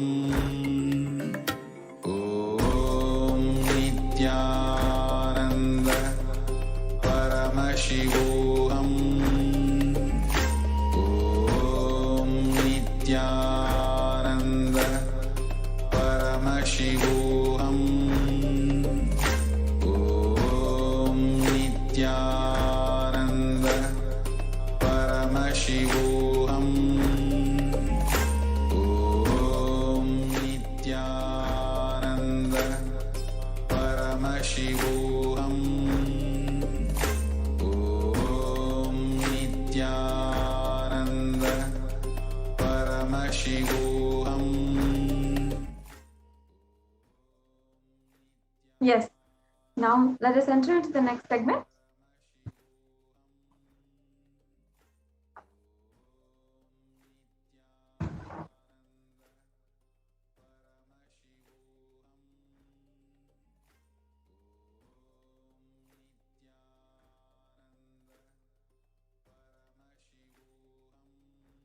Now, first of all, let us understand what are these offerings and how you can make them today. What is the significance of offering?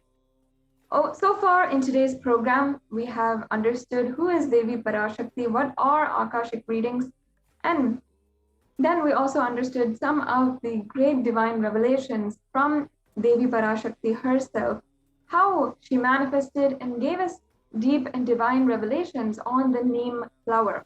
We saw how that was mapped exactly to the research which is already done on by multiple universities and multiple research institutions on how neem flower benefits overall health and can really heal you during this time from all different kinds of ailments and suffering.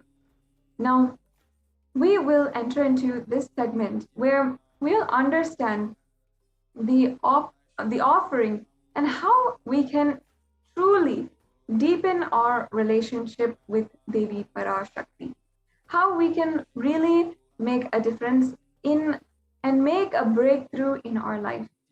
Now, in Sanatana Hindu Dharma, the sacred sciences of rituals are really innate and spiritual techniques, spiritual formulas in order for us to experience oneness with the divine. This sacred science of rituals is what the Supreme Pontiff of Hinduism has been reviving for the last 27 years. And with these rituals, broken down the human being's tendency to go into monotonous boredom and go further and further into realms of arrogance and depression, suffering, and go into a vicious cycle of pain and grievance. Rituals are a beautiful way to connect with the divine through the offerings and deep sacred processes with the divine cosmic beings. Rituals are such beautiful ways that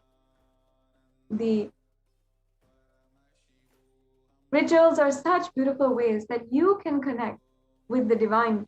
And from the Nithyanandeshwara Paramashiva Devalaya, we are offering different kinds of rituals that you can offer, and in your name, the Sankalpa will be chanted, and all the benefits, auspiciousness, everything that ritual has to do with, that ritual, that seva for Devi Parashakti signifies, every single benefit will come to you. Now, let us understand what is an offering. Offering is a giving of a divine gift of pure love, devotion, and oneness, and it consists essentially of two parts, giving and accepting. Only when the divine accepts what one offers, the offering becomes complete. Offering is not made out of fear nor out of greed. When an avatar lands, the offerings are purely a part of the grand Leela played out only for the purpose of enlightenment. So understand that these offerings are unique blessings, the grace of Paramashiva himself, allowing you to connect to Devi Parashakti in such a deep and intimate way, in a way that will heal your deepest painful memories from the very core of you. That burden that you feel every single moment, that pain that you'll feel in the core of your heart, and the disconnection that you feel from the very cosmic mother herself and the cosmos and life itself, the disconnect that is inherent within the hearts of so many people, all of that can be healed through the offering of these sevas. Now, I will chant the Dhyana Shloka for Manonmani. This is from the Moolagama, Manonmani Dhyanam. Om Induniva Veda Karavahini Yam Sya Pankajava Ravaya Japakshara Sarayuktam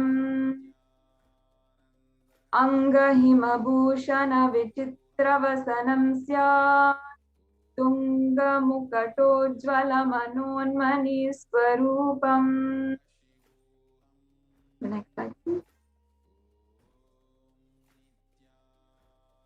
The meaning of this verse was moon-like face, holding the Vedas or books in hand, with fire in eyes, the lotus flower gracing and blessing one hand with the japamala, beautifully decorated with jeweled ornaments in wonderful clothes and shining bright crown.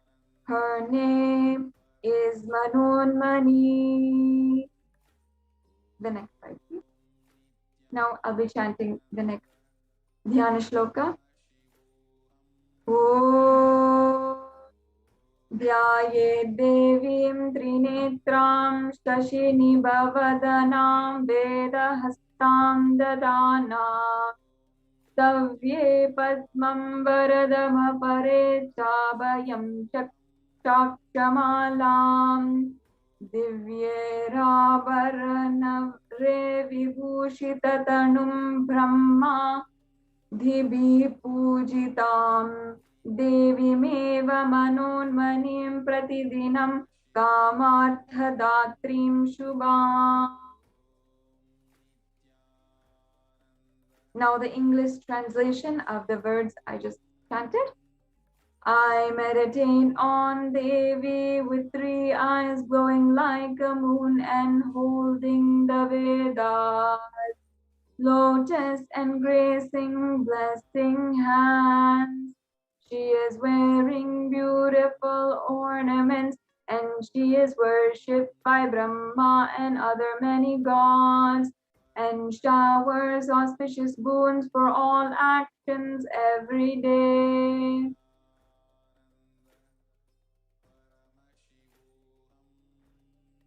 Now, let us understand the significance of the element gold. Gold is used in all of the worship of Paramashiva and Parashakti, and it is considered actually a divine element because of its scientifically known capacity to hold superconscious energy. So let us understand that. Before that, let's chant the Pramana from the Atharva Veda for the significance of the divine element gold. Treda Juttam Janmanedam Hiranyam Agnerekam Priyatamam Bhabuva Somasyekam Inistaya Parapatata Apamekam Veda Shambreta Ahuhu Tate Hiramyam Trividasta Vaivisham. Triply born by birth is this gold from the atoms of Agni is one. It becomes dearest to Agni, one fell away from the Soma when it was hurt. One they call the seed of virtuous and powerful Apaha. Let that triple gold be for your long life. Yes, so gold is a divine element. It purifies anything it touches, and it is an element of spiritual significance and great spiritual power of healing and enlightening. The vibration of gold has the power to infuse sattva energy and positive thought currents in anyone who wears and anyone who sees or operates in its vicinity.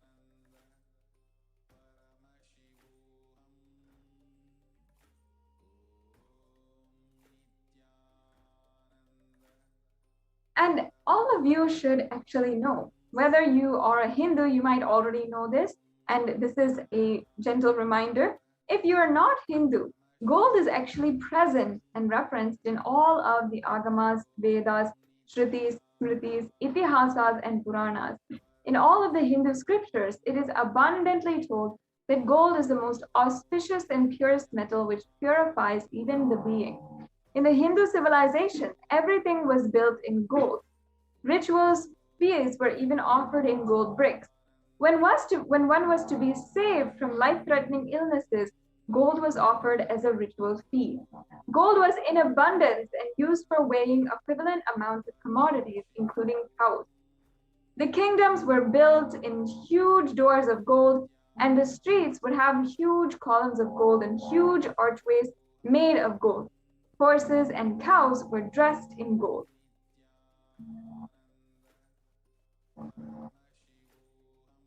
The Hindu civilization thrived on the banks of the rivers of gold. In fact, the Indus River was called the Hiranyamaya, meaning the river of gold. And in the Rig Veda, it references the Hiranyamaya in the Rig Veda. And the river Saraswati was called the Hiranyavartani in the Atharva Veda. Gold is a supreme element for offering gifts to ones who you love and adore. And of course, that is a tradition we even know today. When we want to offer our wife something, we want to get her the best in gold. In that same way, with the most intimate partner of our soul, of our lives itself, we'll offer gold with the best of the best ornaments in gold and all of the jewelry for Devi Parashakti in gold. Temples even are constructed and paved in gold. Deities are made in gold and decked and adorned in gold because it preserves that enlightenment energy for thousands of years. It lasts forever. Now, let us understand each and every single one of the offerings that you can make today. I personally encourage all of the viewers to listen and ensure that you understand the benefits of offering these to Devi Parashakti. Now, first of all, the transformation that you'll have, the deep feeling connection that you'll experience, the Shakti Nipada and the initiation to manifest Shaktis are absolutely immeasurable benefits that you will have from just one offering on your side to Devi Parashakti, at the feet of Devi Parashakti. So whatever you can do today, you can offer and ensure that whatever you would like to offer, how the significance is aligned to your heart, whatever really attracts you to offer, because you'd like to experience those benefits in your life and have that deep feeling connection to Devi Parashakti. Make sure that you start manifesting that in your life in some way or form. It doesn't need to be today, but making sure that somehow Devi Parashakti you can offer something at her feet. She might answer your question today. She might heal your whole family from coronavirus or any other deadly plague disease, which Devi Parashakti has actually blessed. And she might give your whole family all the wealth in the world needed. Then remember that this offering of gratitude to Devi will ensure that you continue your deep feeling oneness and gratitude with Devi Parashakti, and that you will be able to continue receiving and continue this beautiful relationship, attain and experience oneness with Devi Parashakti, the divine cosmic mother. So even if today you're only making $1 or $2 offering, or you're just doing the tambulam offering, where you're just offering 1 penny. Please understand that the more and more, the higher we keep cognition, and we want to hold Devi Parashakti in our lives as our own soulmate, as our own partner in life itself, as we hold her as our most dearest goddess and mother itself, we can offer these in order to fulfill that beautiful aspect of your relationship with with Devi Parashakti. So as we go into the causing and the offerings, the sevas, beautiful sevas that we have today to offer at the feet of Devi Parashakti, understand this is not just something that you need to do today, but your lifetime with Devi Parashakti that you are manifesting, your deepest desires with life itself that you are manifesting. So keep in mind that this segment is not just some offerings that are made, some temple rituals that we're talking about. Not at all like that. It is your relationship with Devi Parashakti that we are offering, showing the different ways that you can offer your utmost gratitude. The deepest and purest way that we can relate with God and the Devi Parashakti is ultimate gratitude. And today itself, Devi Parashakti might answer your questions. She might give the boons that you have requested without you giving anything on your side. And many of you have already received the blessings from Devi Parashakti in some way or form. If you have, and you want to offer your gratitude in some way, these are some of the opportunities, the ways that you can offer your gratitude. So beginning with the E-Hundi offering, this is a very simple offering which you can offer in the payment form, or you can offer on the YouTube super chat. You can become a member of Kailasa's HDH Nithyananda YouTube channel, and then you can press join in underneath the video, and you'll be able to join as a member and start and make the offering for the E-Hundi. Let me now chant the pramana for the E-Hundi offering and the English translation.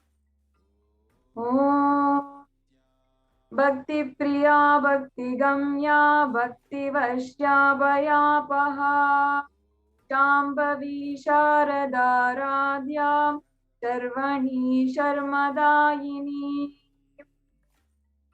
Devi is fond of true devotion and is realized through true devotion.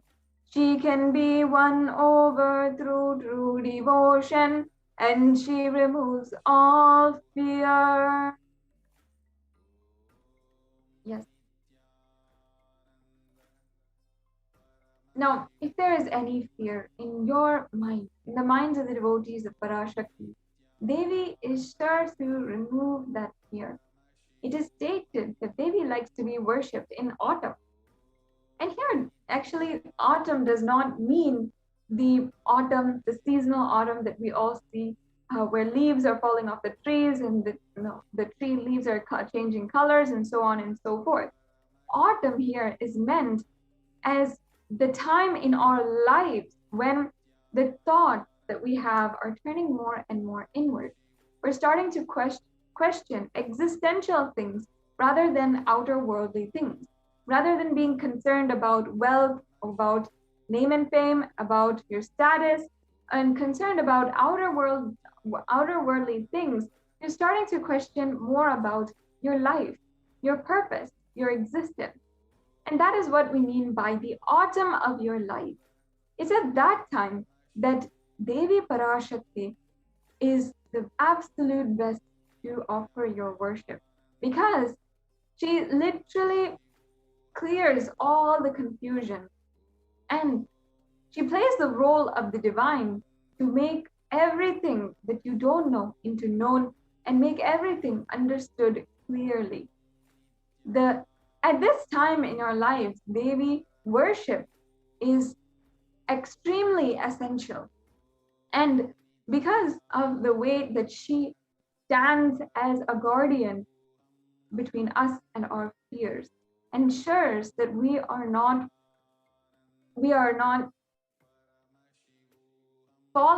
succumbing to the fears that literally haunt us in every single moment. So here we have a couple of word-by-word translations of the last verse that I chanted. Shambhavi means the consort of Shambhu, which is another name for Lord Shiva. Sharadharadhya means worshipped by Sharada, Saraswati. Charvani means the wife of Lord Shiva. And in the Linga Purana, Lord Shiva is actually called Sharva in his earth form. Sharmadayini means Devi who bestows happiness on devotees. Now you can offer your gratitude and devotion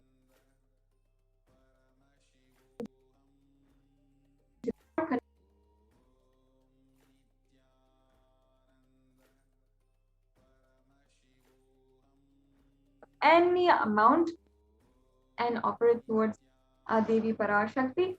And you can do this offering through the payment form, or you can do it through the YouTube Super Chat. Now, if you're wondering how you need to make this, at the end of this segment, we will walk you through the steps to make a payment. So don't worry and stay tuned as you're listening to all of the offerings. So that is the E-Hundi offering. The next offering is the Sankalpa chanting. Now, the Sankalpa chanting is just $1 that you can offer, where the Sankalpa is chanted in your name. Now, let me first chant the Devi Mahatmyam, chapter 12, verse 34, the reference of the Sankalpa of where the goddess can help uplift our life. Om Tayatan mohyate vishvam shaiva vishvam prasuyate Saya chitta cha vijanam tushta rudim prayachati. The goddess enchants this universe and she herself gives birth to this universe. That goddess being prayed without interest in anything gives that knowledge that leads to salvation and gives wealth in the materialistic sense. This is from the Devi Mahatmyam, chapter 12, verse 34. Now, offering the Sankalpa, the conscious resolution, blessed is the person who is offering with all fruition of desires and the wishes that he is yearning for. Yes, and now we will be seeing the offering to Devi Parashakti, the Sahasranama Swarnakasu, which you can offer in 75 USD, 151 USD, and 251 USD. Nama Parayana Prita. She who likes repetition for her various names. Lalita Sahasranama from the Lalita Sahasranama was 731. This is the offering for 1,000 names of Devi Parashakti. It's a very special and unique archana offered to the Mahameru of Devi Parashakti. Offer a gold coin inscribed with each of the 1,008 names and receive the blessings to have the Ananta Kalyana Gunas, all the divine qualities of Devi Parashakti.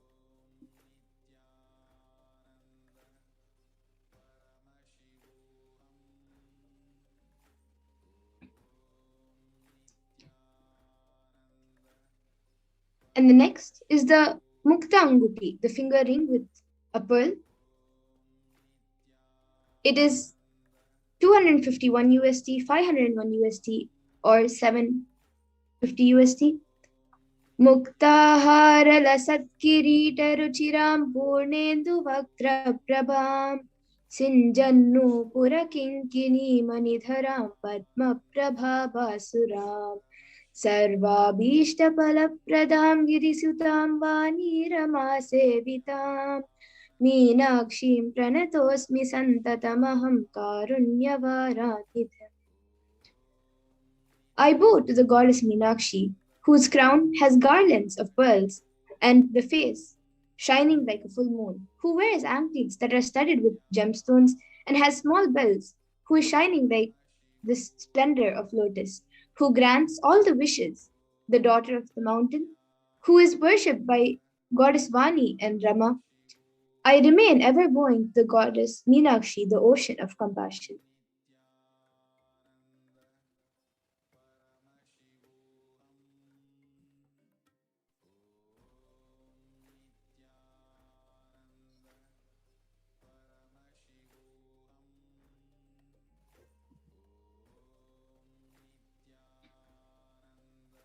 We can move on to the next slide, please.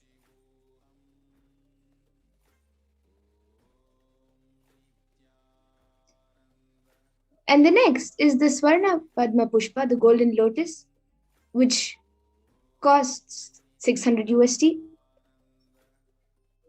Ashtavideshasvarupete Kumbhavarana Samyutam Sarve Sasutra Vastradya Hema Pankaja Bhushita Sapidana Sakure Chascha Pavaka Bilva Pala Prabha Snana Panadhyaya Samsiddha Pramanane Smanvita. This is a verse from the Kamikagama. Should be wound around the suitable thread and covered. They should be adorned with lotus flowers and made of gold. And then there are hundreds of scriptural references for using lotus in the worship of Paramashiva. Almost everything in worship of the ultimate involves the consecration of deities of worship or meditating on, or the mudras and asanas used during worship involves the lotus flower, lotus leaf, lotus pericarp, lotus petals, and this lotus is a divine flower. Shaktis of Paramashiva is also called as lotus. The base of Paramashiva Linga is a lotus. The disciple of Paramashiva is as a lotus. Offer the gold lotus in any size you wish to, and be blessed to have the state, space, powers, and being of Devi in your inner space amidst any or every adverse situation in your life.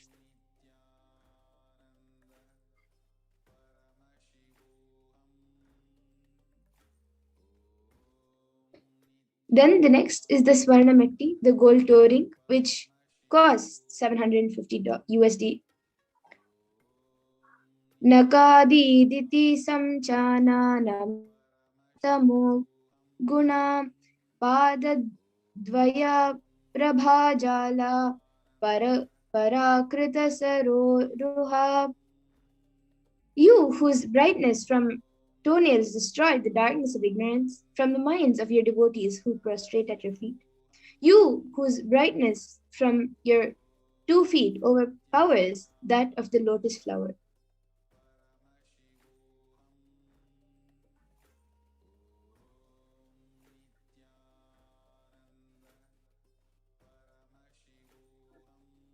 Offer the touring to Devi, adorning her sacred feet, to be in constant gratitude for receiving her blessings in even the most difficult aspects of our life.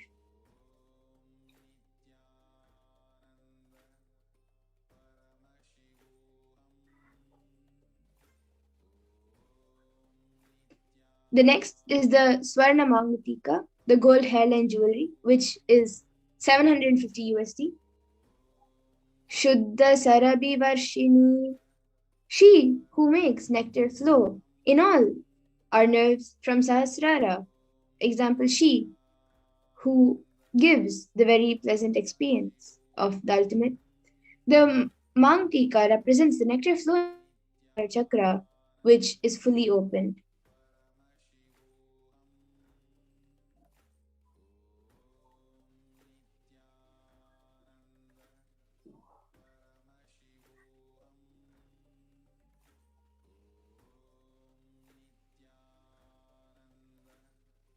We can move on to the next slide, please.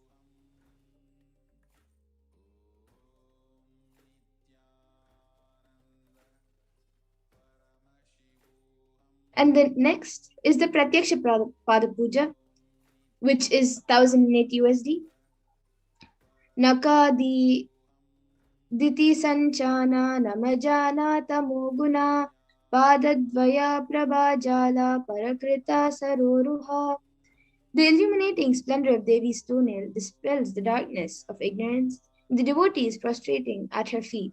Her feet defeat the lotus in beauty.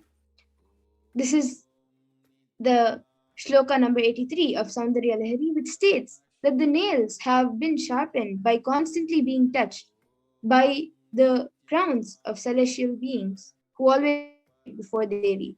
Tamoguna is darkness. In this stotram, tamas is indicative of ignorance in the minds of devotees, and by constantly prostrating before Devi, their ignorance is removed and they attain knowledge. Offering the Pratyaksha Pada Puja blesses the Yajaman with all the auspiciousness and blessings of the Supreme Pontiff of Hinduism, Jagat Guru Mahasannidhan of His Divine Holiness, Bhagavan Sri Nithyananda Paramashivam.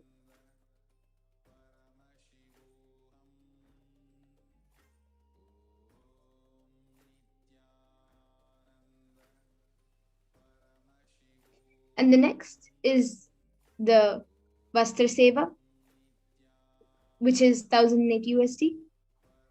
Nakadi Diti Sanchana Namajana Tamoguna Padadvaya Prabhajala Parakrita Saroruha. The illuminating splendor of Devi's toenails dispel the darkness of ignorance in the devotees prostrating at her feet. Her feet defeat the lotus in beauty.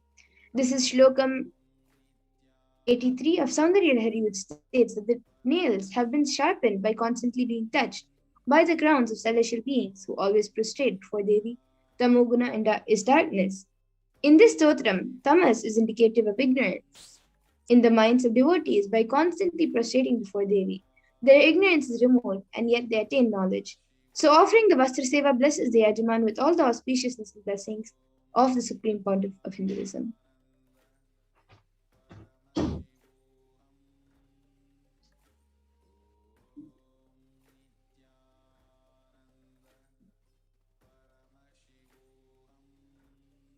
Yes, so the offerings for Devi Parashakti, we can see it being projected. The e-hundi is, you can offer any amount.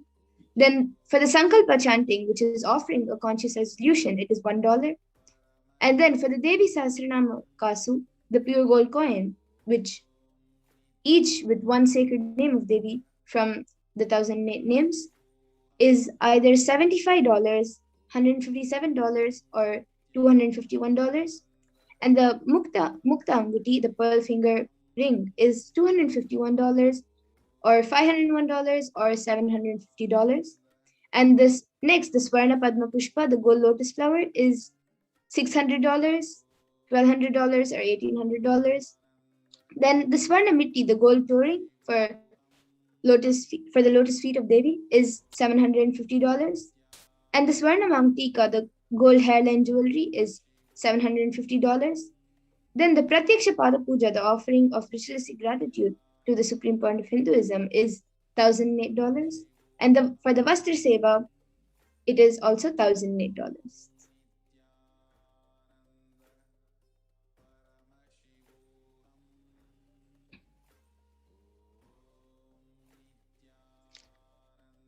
So you can see the links on the screen. For the registrations form, there are two options. If you're ready to offer today or intentions to offer any specific sevas. So the different registrations forms are interested in offering, need help in manifesting, or need more details. So you can visit tiny.cc/Bhavasmadhi, and for the online payment, where you're ready to offer the seva by online payment, you can visit tiny.cc/Devi offerings. And for the after payment, for submitting details for puja and names to be chanted, you can visit tiny.cc/Sankalpa 2021.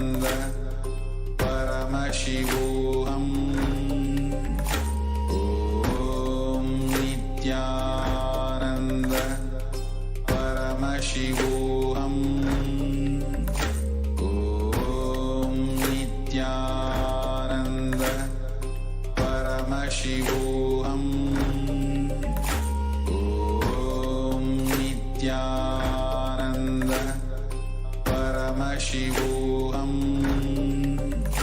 Om Nithyananda Paramashivoham. Om Nithyananda Paramashivoham. Om Nithyananda Paramashivoham. Om Nithyananda Paramashivoham. Om Nithyananda Paramashivoham. Om Nithyananda Paramashivoham. Om Nithyananda Paramashivoham. Om Nithyananda Paramashivoham. Om Nithyananda. What I mean by the word Kailasa? Listen intensely. Enlightenment ecosystem, literally enlightenment itself, in your own home, wherever you are. If you cannot come to Kailasa, it's okay. Kailasa can come to you. Kailasa coming to you is Kailasa.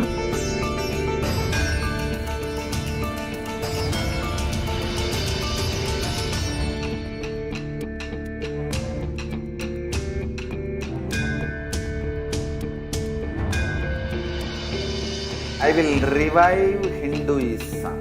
I am a Hindu revivalist, not by any revolution, but by evolution.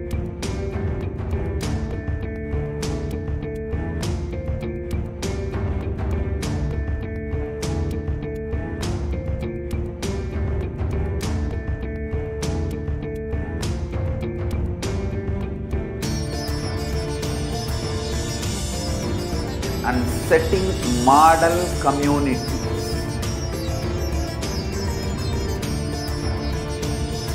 Kailasas, enlightenment ecosystems, Sarvanya Pitas all over the world.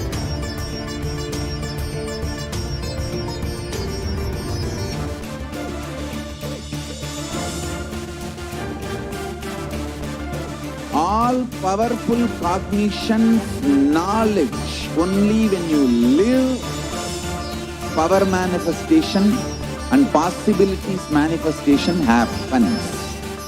This is a fundamental truth.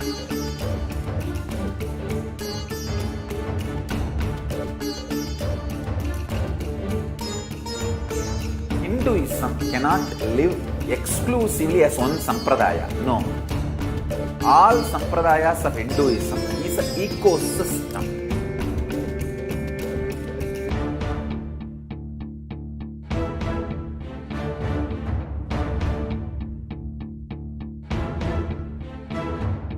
So don't keep quiet thinking that if one sampradaya is attacked, only that sampradaya is going to be affected. All of us are ecosystems.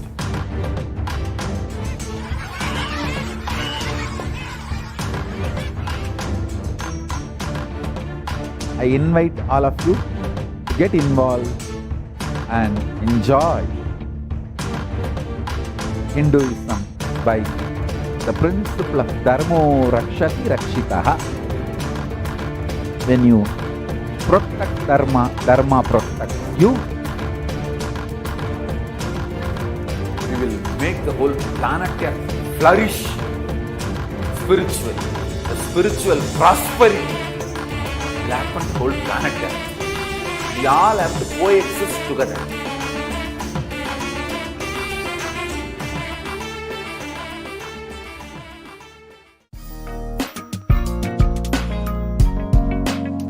We get you health. We get you ability to build beautiful relationships in your life. We get you direct spiritual support, and we make sure you become wealthy.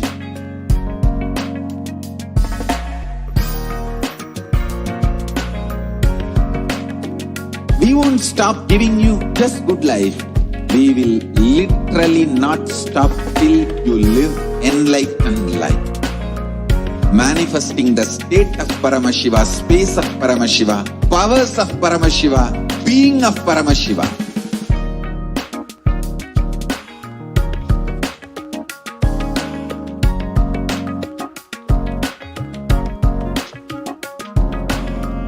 Whole world should become Kailasians. I want the whole world to know Hindus have something great to contribute to the world.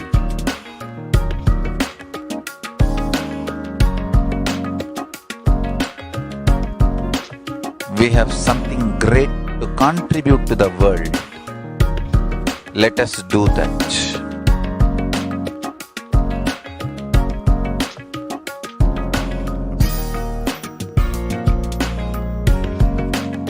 Kailasa is proper customized spiritual service helping you to identify your root patterns of suffering.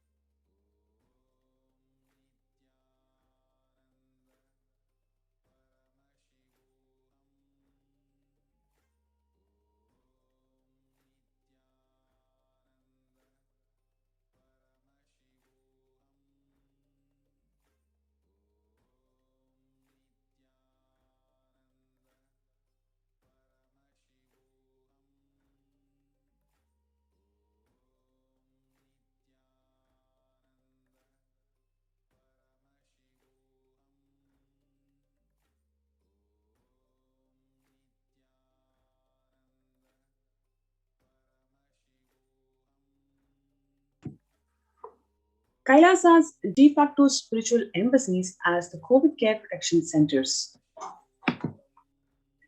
The Human Rights Watch reported that more than 1.5 billion students are out of school already. More than 91% of world students are out of school due to school closures at least 188 countries. 36.5% of US college students pointed to stress as one of the biggest factors why their academic performance suffered negatively for past 12 months. In addition, 29.5% listed anxiety as a factor. For American middle schoolers, 61% of teens admitted feeling a lot of pressure to get good grades. Approximately 1.2 billion learners are currently affected due to school closures in response to pandemic. According to UNICEF monitoring, 46 countries are currently implementing nationwide closures, and 27 of them are implementing local closures, impacting about 72.9% of world's student population. In a survey by the mental health charity Young Minds, which included 111 participants up to the age of 25 with a mental illness history in UK, 83% of them said that the pandemic had made their conditions worse. 26% of them said that they were unable to access the mental health services, peer support groups, and face-to-face services have been cancelled, and support by phone or online can be challenging for some young people.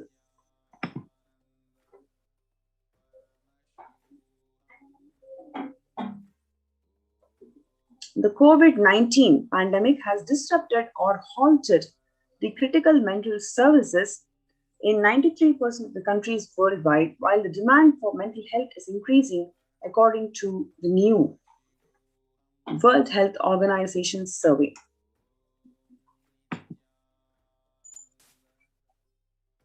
Recently, a study also found that 18% of the individuals, including the people with and without a past psychiatric diagnosis who received COVID-19 diagnosis, were later diagnosed with a mental health disorder such as anxiety or mood disorders. Surveys also found that substance use and suicidal ideation are particularly pronounced for young adults, with 25% reporting they started or increased substance use during pandemic and 26% of them reporting serious thoughts of suicide. Every year, over 1.2 million students drop out of high school in the United States alone. That's a student every 26 seconds or 7,000 a day. About 25% of the young freshmen fail to graduate from high school on time.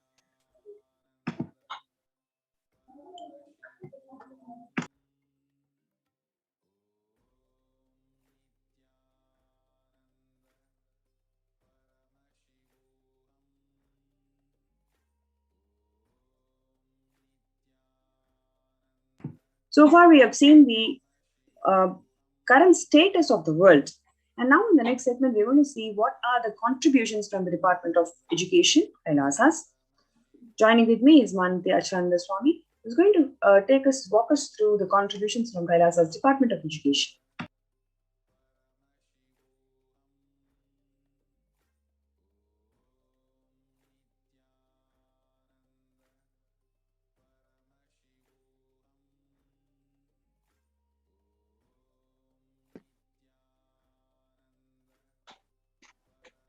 What is Kailasa's education all about? The Supreme Pontiff of Hinduism, Nithyananda Paramashivam, said on November 2019, the whole Gurukul, real Hindu Gurukul, Hindu university atmosphere I had in Tiruvannamalai in 1970s is what I am trying to reproduce all over the world through Nithyananda Gurukul and online e-Gurukul. Nithyananda Rajavidya Gurukul. Bhagwan revealed, Gurukul is a place where celebration begins with right words in the blossoming minds, creating a gateway of possibilities, creating an enlightened civilization with yogic body and Vedic mind. The Nithyananda Gurukul is a mystical Vedic school established by the Supreme Pontiff of Hinduism. Here, students live their highest potential and manifest various spiritual powers. The Gurukul functions according to the Supreme Pontiff of Hinduism's vision that education is for life, but life itself is not for education. The Gurukul brings to the world the right kind of education that empowers you. Now, how if you compare contemporary education versus Gurukul education?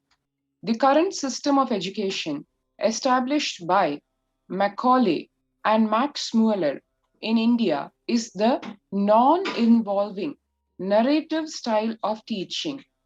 The original Indian education system was not about continuously giving words, ideas, concepts, theories, or theologies. It was about awakening you to the right context, enlightenment. The Indian education system, the Gurukul, is more of a transmission of the knowledge rather than mere transfer of knowledge.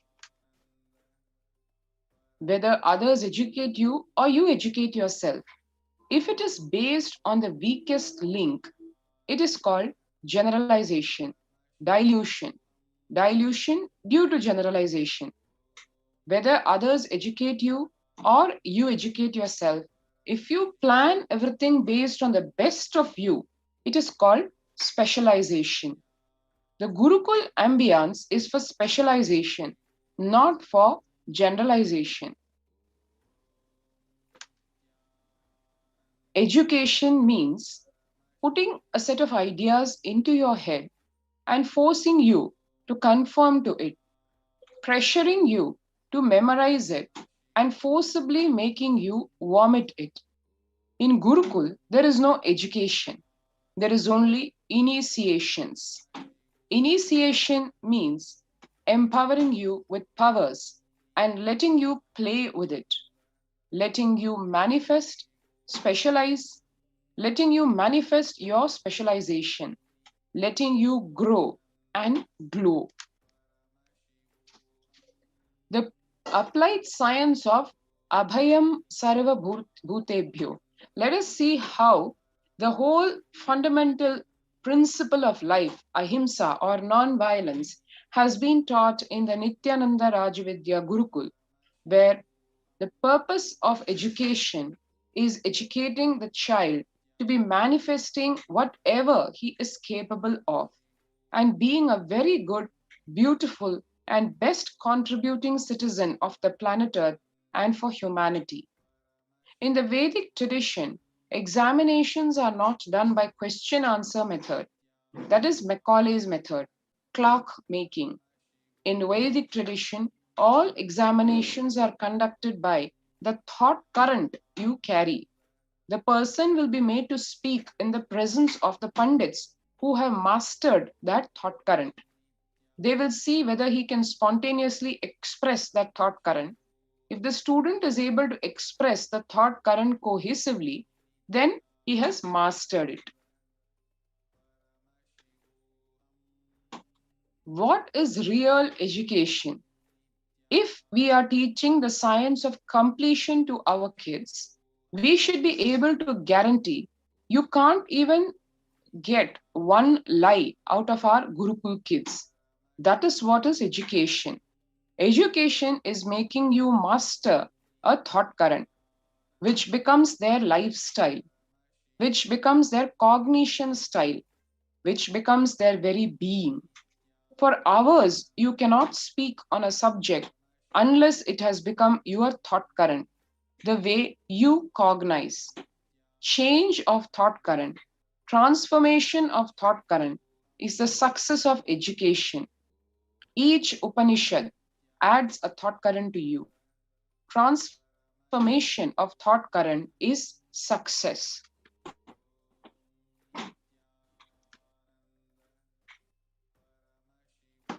Our Gurukuls are not teacher-centric. Our Gurukuls, Nithyananda Gurukuls, are education-centric. Nithyananda Gurukuls are not education-centric and not teacher-centric. The student can develop, invent something which his guru doesn't know. He has a freedom. Only the basic formulas are taught. Basic tools to awaken knowledge is taught. Then the student is left free to explore on his own. Gurukuls are not with a set of rules or frame. They only support people to explore the highest possible creativity. Gurukuls are like dams for your inspiration and energy. It is an embankment for the wild river. Embankment is different, dam is different. With a dam, you are dammed. It is embankment, not dam. That is why many of the Advaita Guru's disciples were Vishishta Advaitas or Advaitis, or many of the Vishishta Advaiti Guru's disciples were Advaitis. Only the basic analysis scales were given to you, but you are left to freely analyze. You are given spoon, not spoon-fed. You are only given the spoon and not spoon-fed. The freedom itself shows, otherwise you will be shocked. Ramanuja's guru was a great Advaiti. Being Advaiti, Ramanuja was even able to think in the language of Vishishta Advaita, shows the freedom available in the Gurukul. And the same way, there are many Advaitis studied at the feet of Dvaitis or Vishishta Advaitis. But Sanatana Hindu Dharma gives only the tools to explore. It is not putting you any frames, any restrictions, any dams. If you read the Shanti Mantra, Sahana Vavatu, it is education centric, not teacher centric. Unfortunately, in the modern day, because teachers have not taken the responsibility to be education centric, it has become more teacher centric.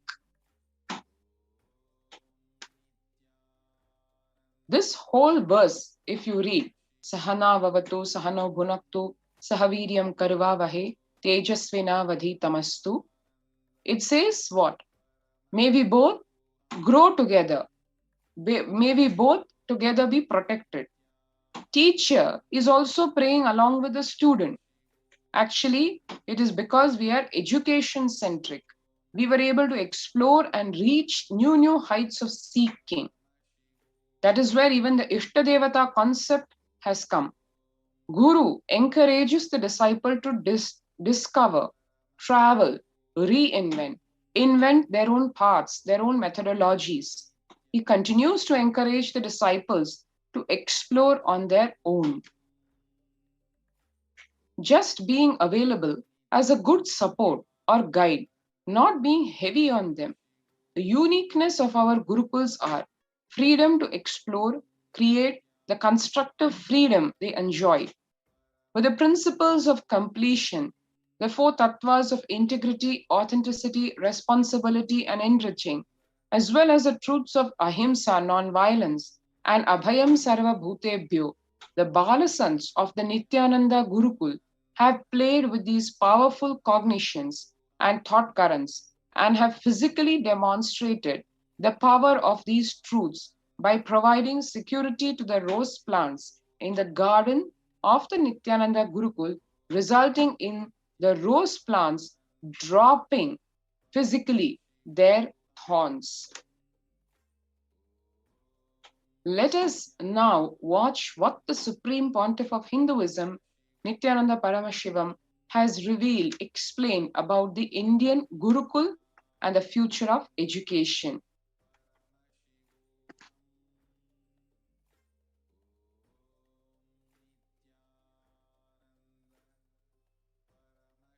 Now it is time, as per the astrology, no theory can rule any human society which is imposed on that society more than 60 years. Now 60 years is over for the non-involvement narrative education system. I am telling you, future is Gurukul system. The future of education is where the teachers and students live together in one place. If needed, let the parents also stay there. But because basically kids do what you do, they won't do what you say.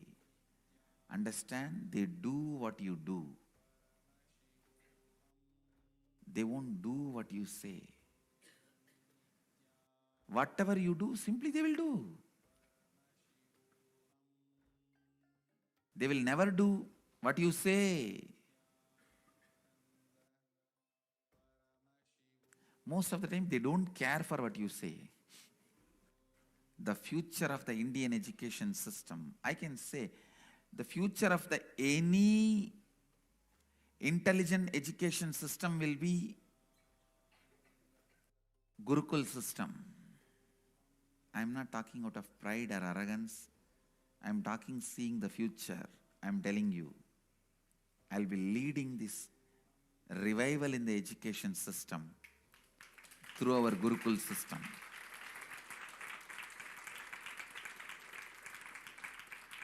Through our Gurukul system. It is going to be the Gurukuls. In Indian education system,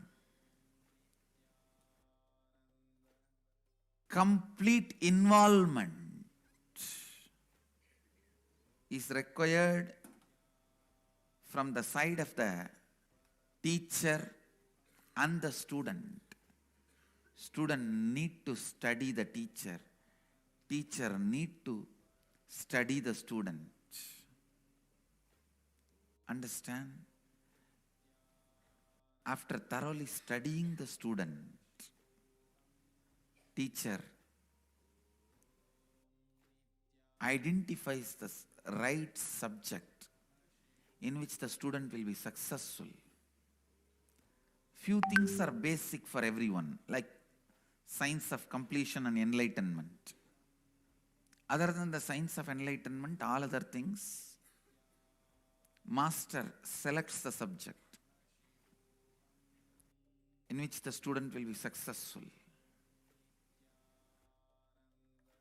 And then student is trained specifically in those fields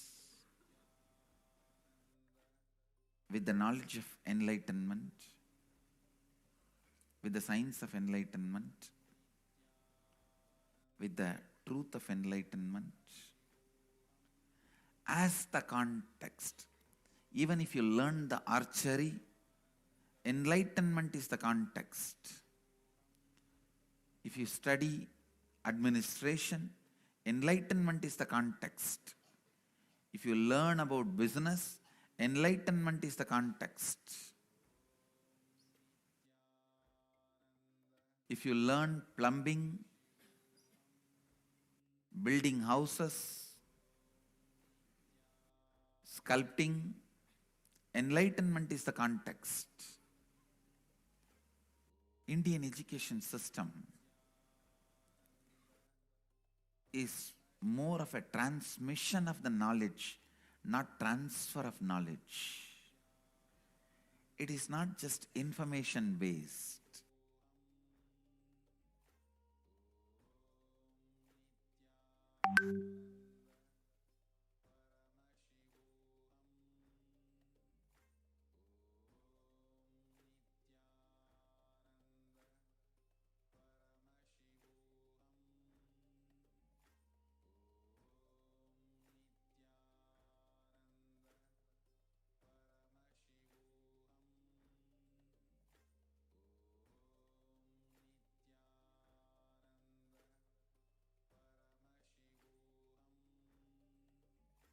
Now it is time.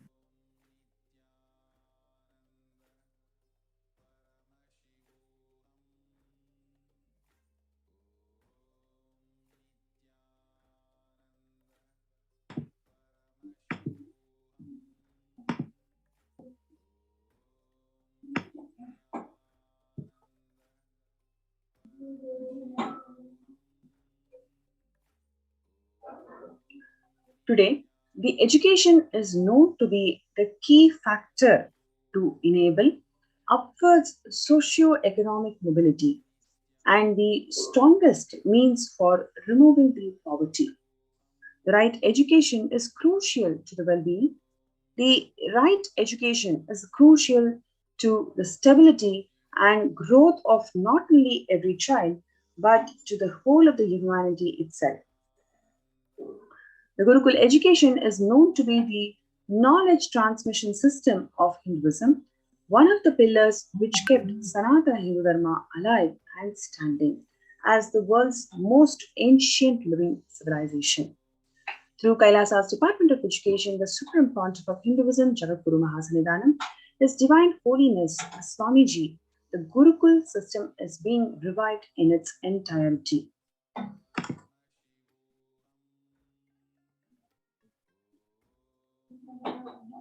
Gurukul, living in Guru's home. The Gurukul system is rooted on the Guru Sishya Parampara, on the living lineage of Guru-disciple relationship.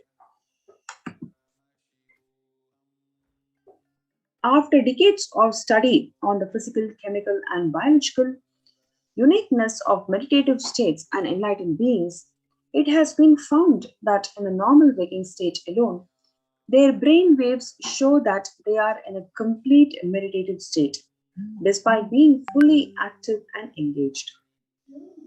In the world of athletics, the state is known as being in the zone, a glimpse into the peak of focus, a cognitive function, attention, and coordination, to name a few.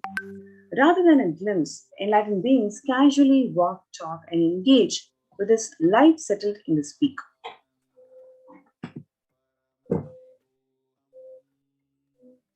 Recently, studies have found that we imbibe the body language behaviors and patterns of those in our environment, not just on our behavioral level, but to the depths of the neurological level. This is also known as the mirror neuron effect. In this way, there is no better teacher than the enlightened Guru, who exists as a superconscious, biological, reproducible anomaly. However, through centuries of Mughal invasions, colonialism, and continued persecution against Hinduism and Hindu tradition, the science of knowledge transmission has been diminishing at an unprecedented rate.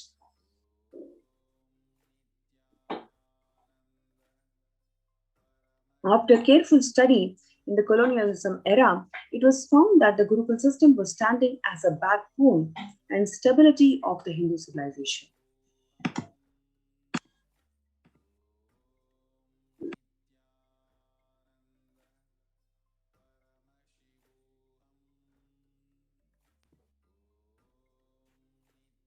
The Mackay education was imposed on India after the revolution.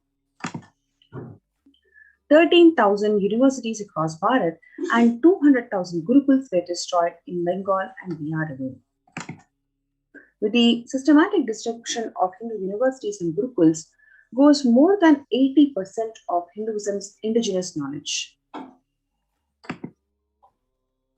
Thomas Macaulay, who is the destroyer of Indian school of education system, which is Gurukul, he says that our English schools are flourishing wonderfully.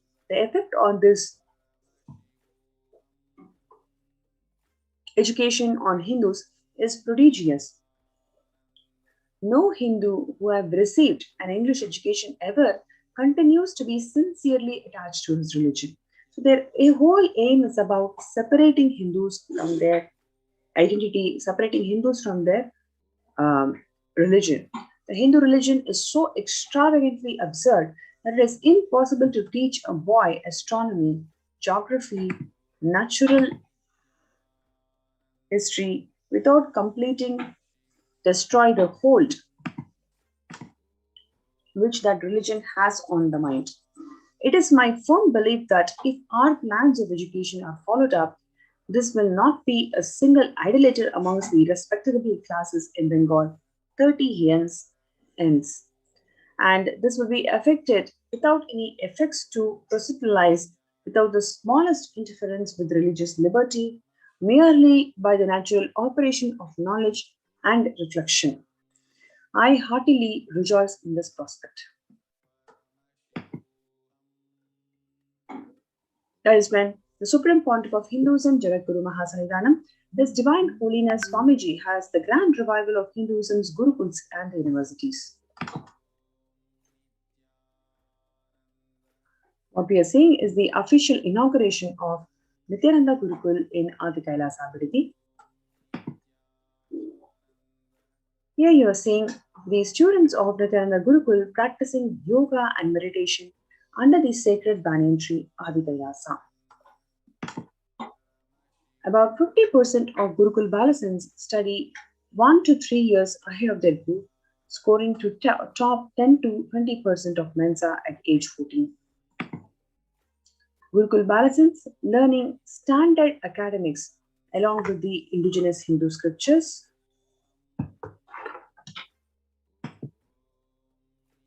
Gurukul Balasans practicing Shivastambha Yoga under the guidance of trained Shivastambha Yogacharyas.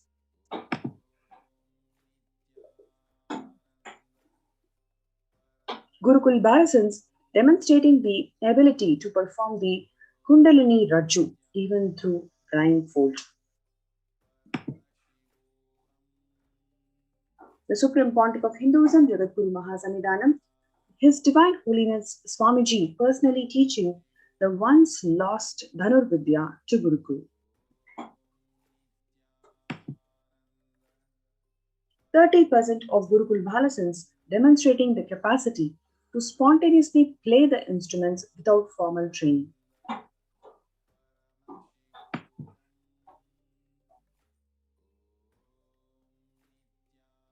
Gurukul Balasans living the Agamic Shastra-based lifestyle.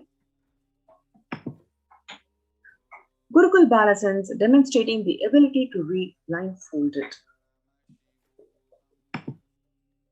Gurukul Balasans participating in Vakyakasadas. Gurukul Balasans addressing the Kailasian delegates in Thiruvannamalai.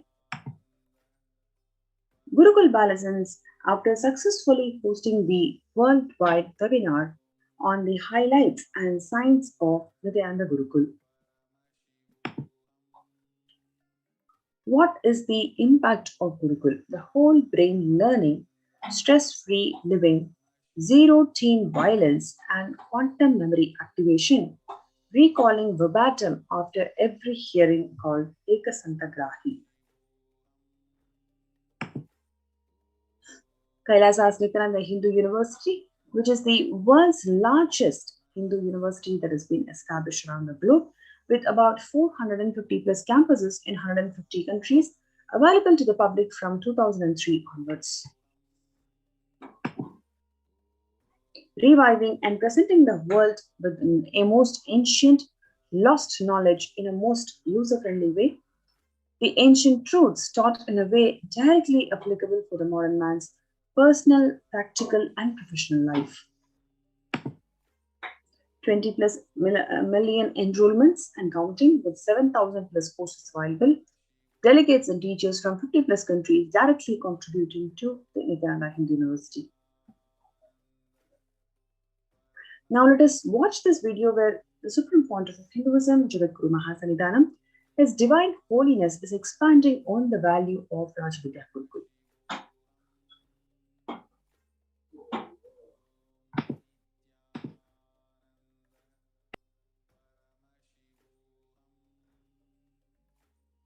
Long rituals are not useless or unnecessary.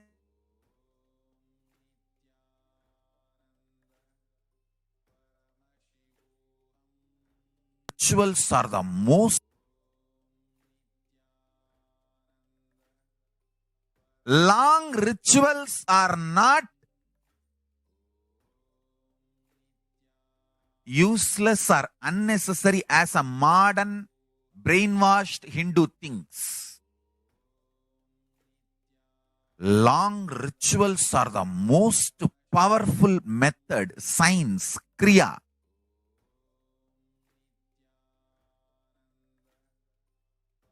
to awaken all the life energies. See, totally we have 21 life energies. I will describe all the 21 like a fundamental principal forces of life, like gravity, how all these are fundamental forces, principal forces externally. Internally, there are 21 life energies. Ability to visualize, ability to make decision.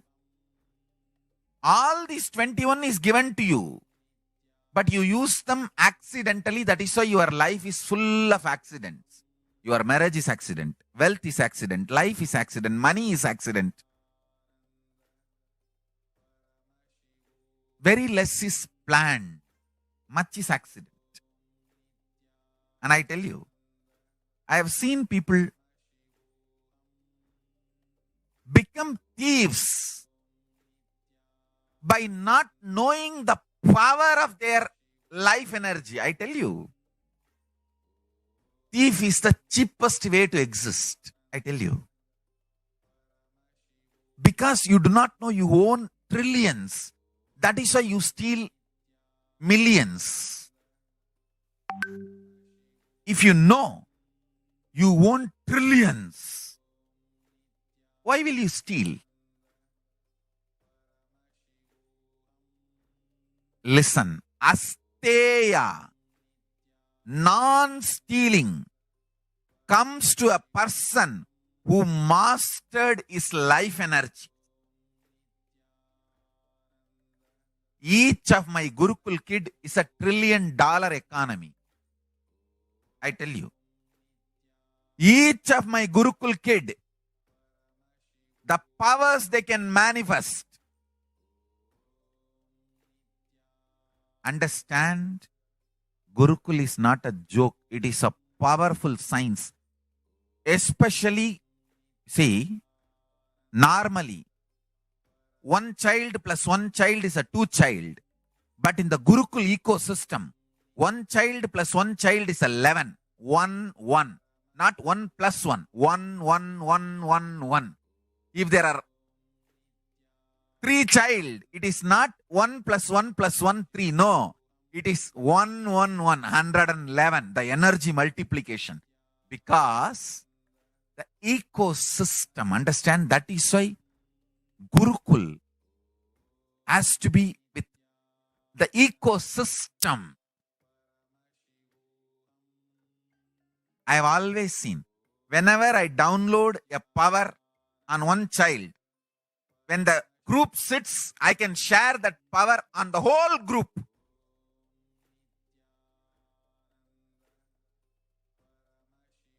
Because when team of kids or balasans or sannyasis or brahmacharis, when they sit as one team, it is very easy for me to just, like a lightning, pour the energy on them. Understand? The Sankhya of life energy is different. The multi-dimensional logic of life energy is different. People cannot understand this Sankhya. The multiple life energies, awakening them to its peak and manifesting them is all about life.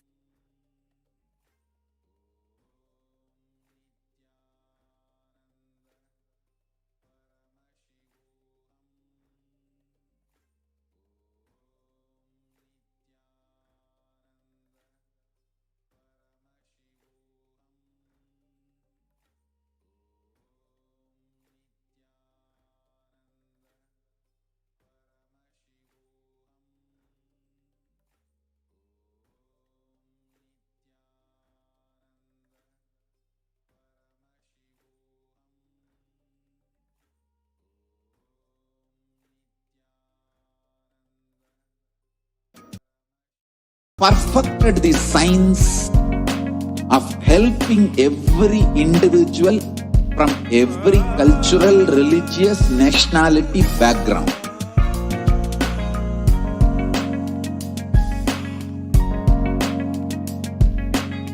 You will have lowest reactionary assumptions, highest awakened response, alive response for life continuously.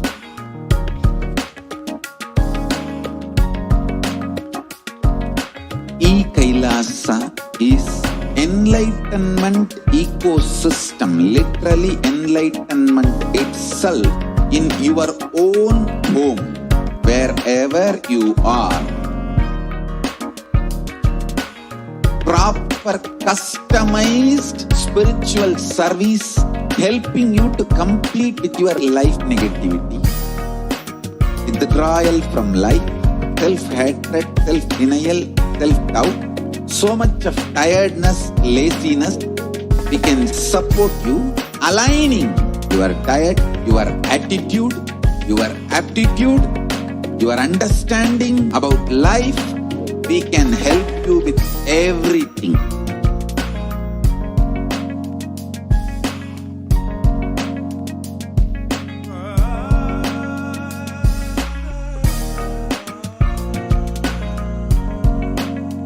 If you are interested in enlightenment, we will immediately bring this to you.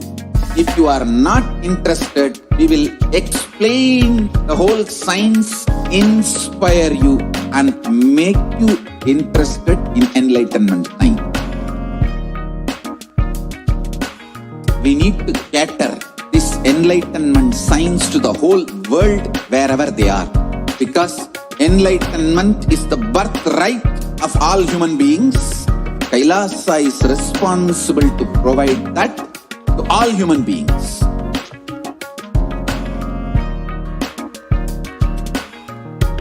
Kailasa is the totality of the knowledge I received from my gurus and practice manifested in my life, perfected by teaching millions of people from all cultures, time zones, backgrounds, genders, nationality, race, from every creed.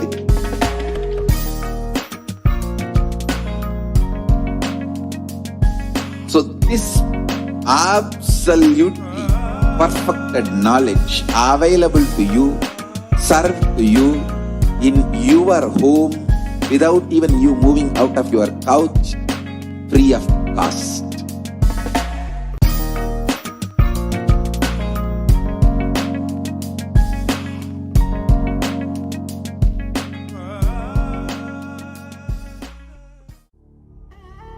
What I mean by the word Kailasa, listen intensely. Enlightenment ecosystem, literally enlightenment itself, in your own home, wherever you are. If you cannot come to Kailasa, it's okay. Kailasa can come to you. Kailasa coming to you is Kailasa.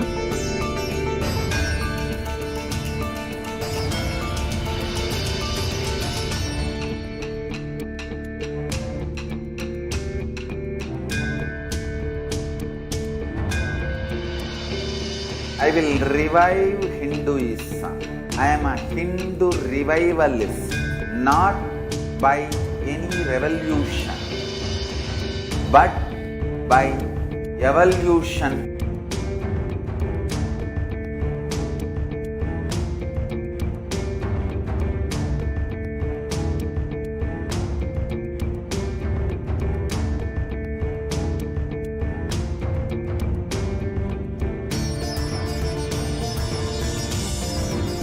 And setting model communities.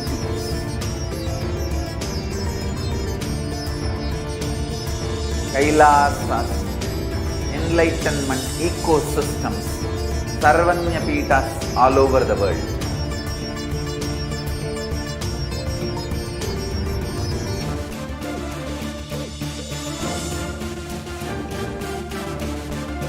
All powerful cognition, knowledge, only when you live, power manifestation and possibilities manifestation happens. It's a fundamental truth.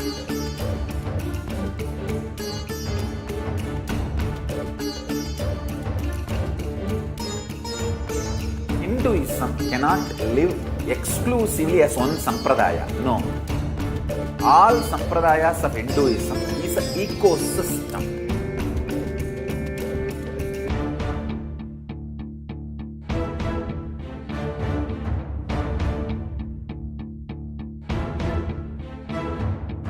So don't keep quiet thinking that if one sampradaya is attacked, only that sampradaya is going to be affected. All of us are ecosystem.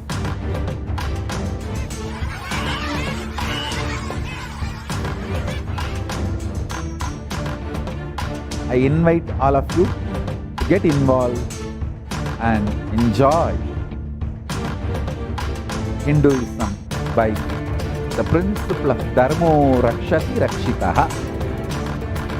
When you protect Dharma, Dharma protects you.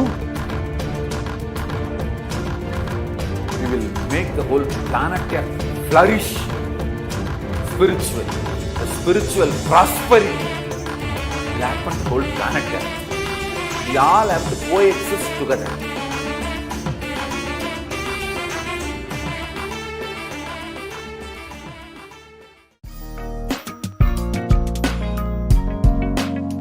We get you health. We get you ability to build beautiful relationships.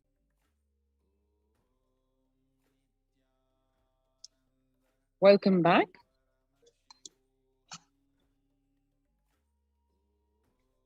And as we were seeing, the fundamental grounds up revolution in the form of revival of the Gurukul system of education at the Nithyananda Gurukul,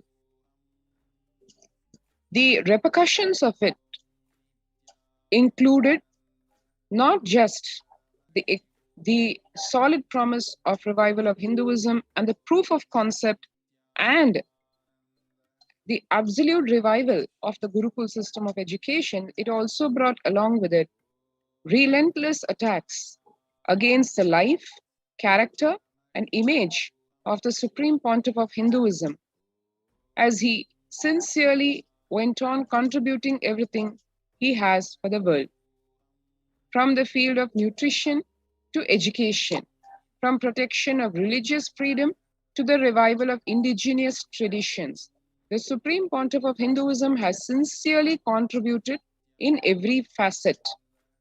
This has not gone unnoticed by the world's dignitaries, leaders, and multi-faith diaspora.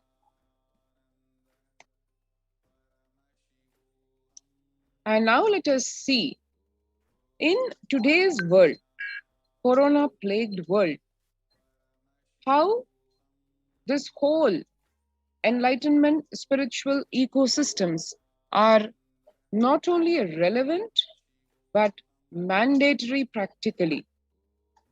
The revival of Hinduism is absolutely critical, especially the pillar of the Gurukul system of education, because as one can see in what is happening in the world today with closure of 90% and up of the conventional, so-called conventional schools themselves, humanity is faced with a stark prospect of losing the Gurukul system of education, which is training one for life and training each individual to flower to his or her absolute unique potential and grow up as natural leaders.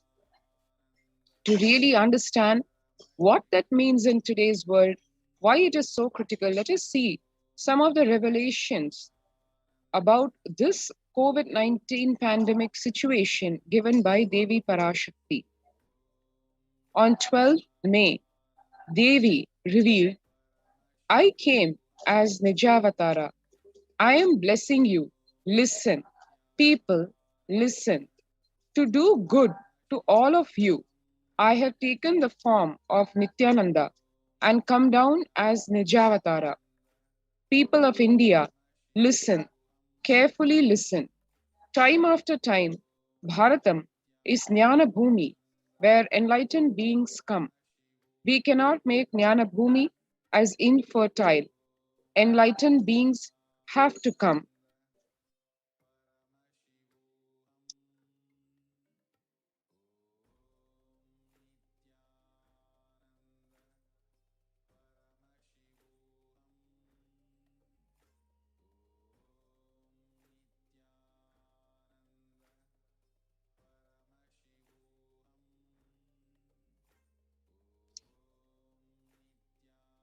enlightened beings have to live.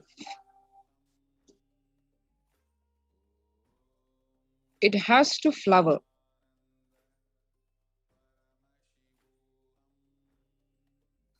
Few hypocrites, because they are stuck in delusion. We cannot sacrifice the world. Cosmos cannot be destroyed.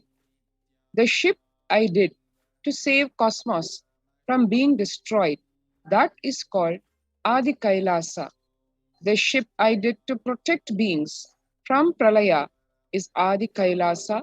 Because of conspiracy of Drohis and enemies' rule, the captain had to leave the ship.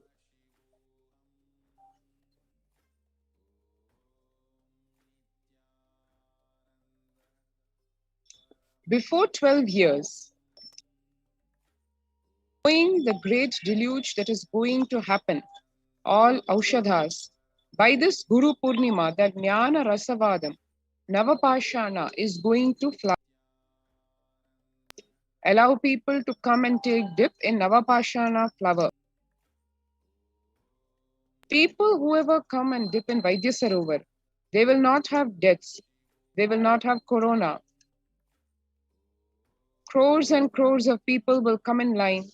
Every day, they will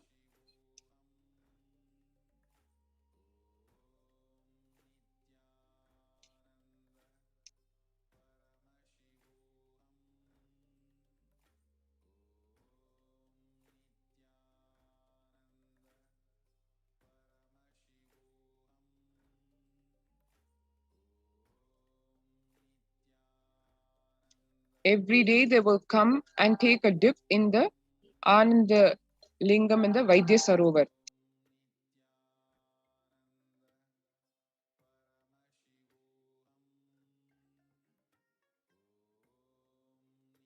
Listen well to my words.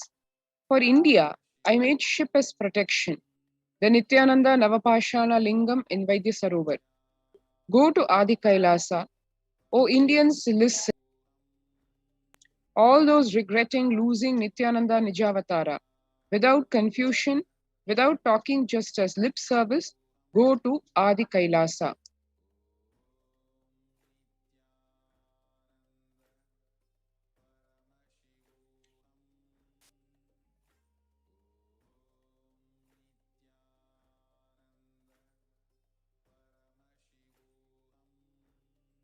And now, as the world is facing this unprecedented pandemic, when first world countries are closing their borders and schools during this massive global emergency, Kailasa is the only nation that has opened its doors to all without exception.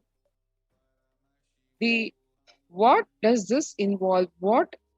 What is there in these de facto spiritual embassies of Kailasa? What really was there in the origin of Adi Kailasa? Only if one has a glimpse of that, one can really understand the preciousness of what's being offered in the form of opening the doors of all the de facto spiritual embassies of Kailasa across India. So let's watch this video to see the origins of this Adi Kailasa ship.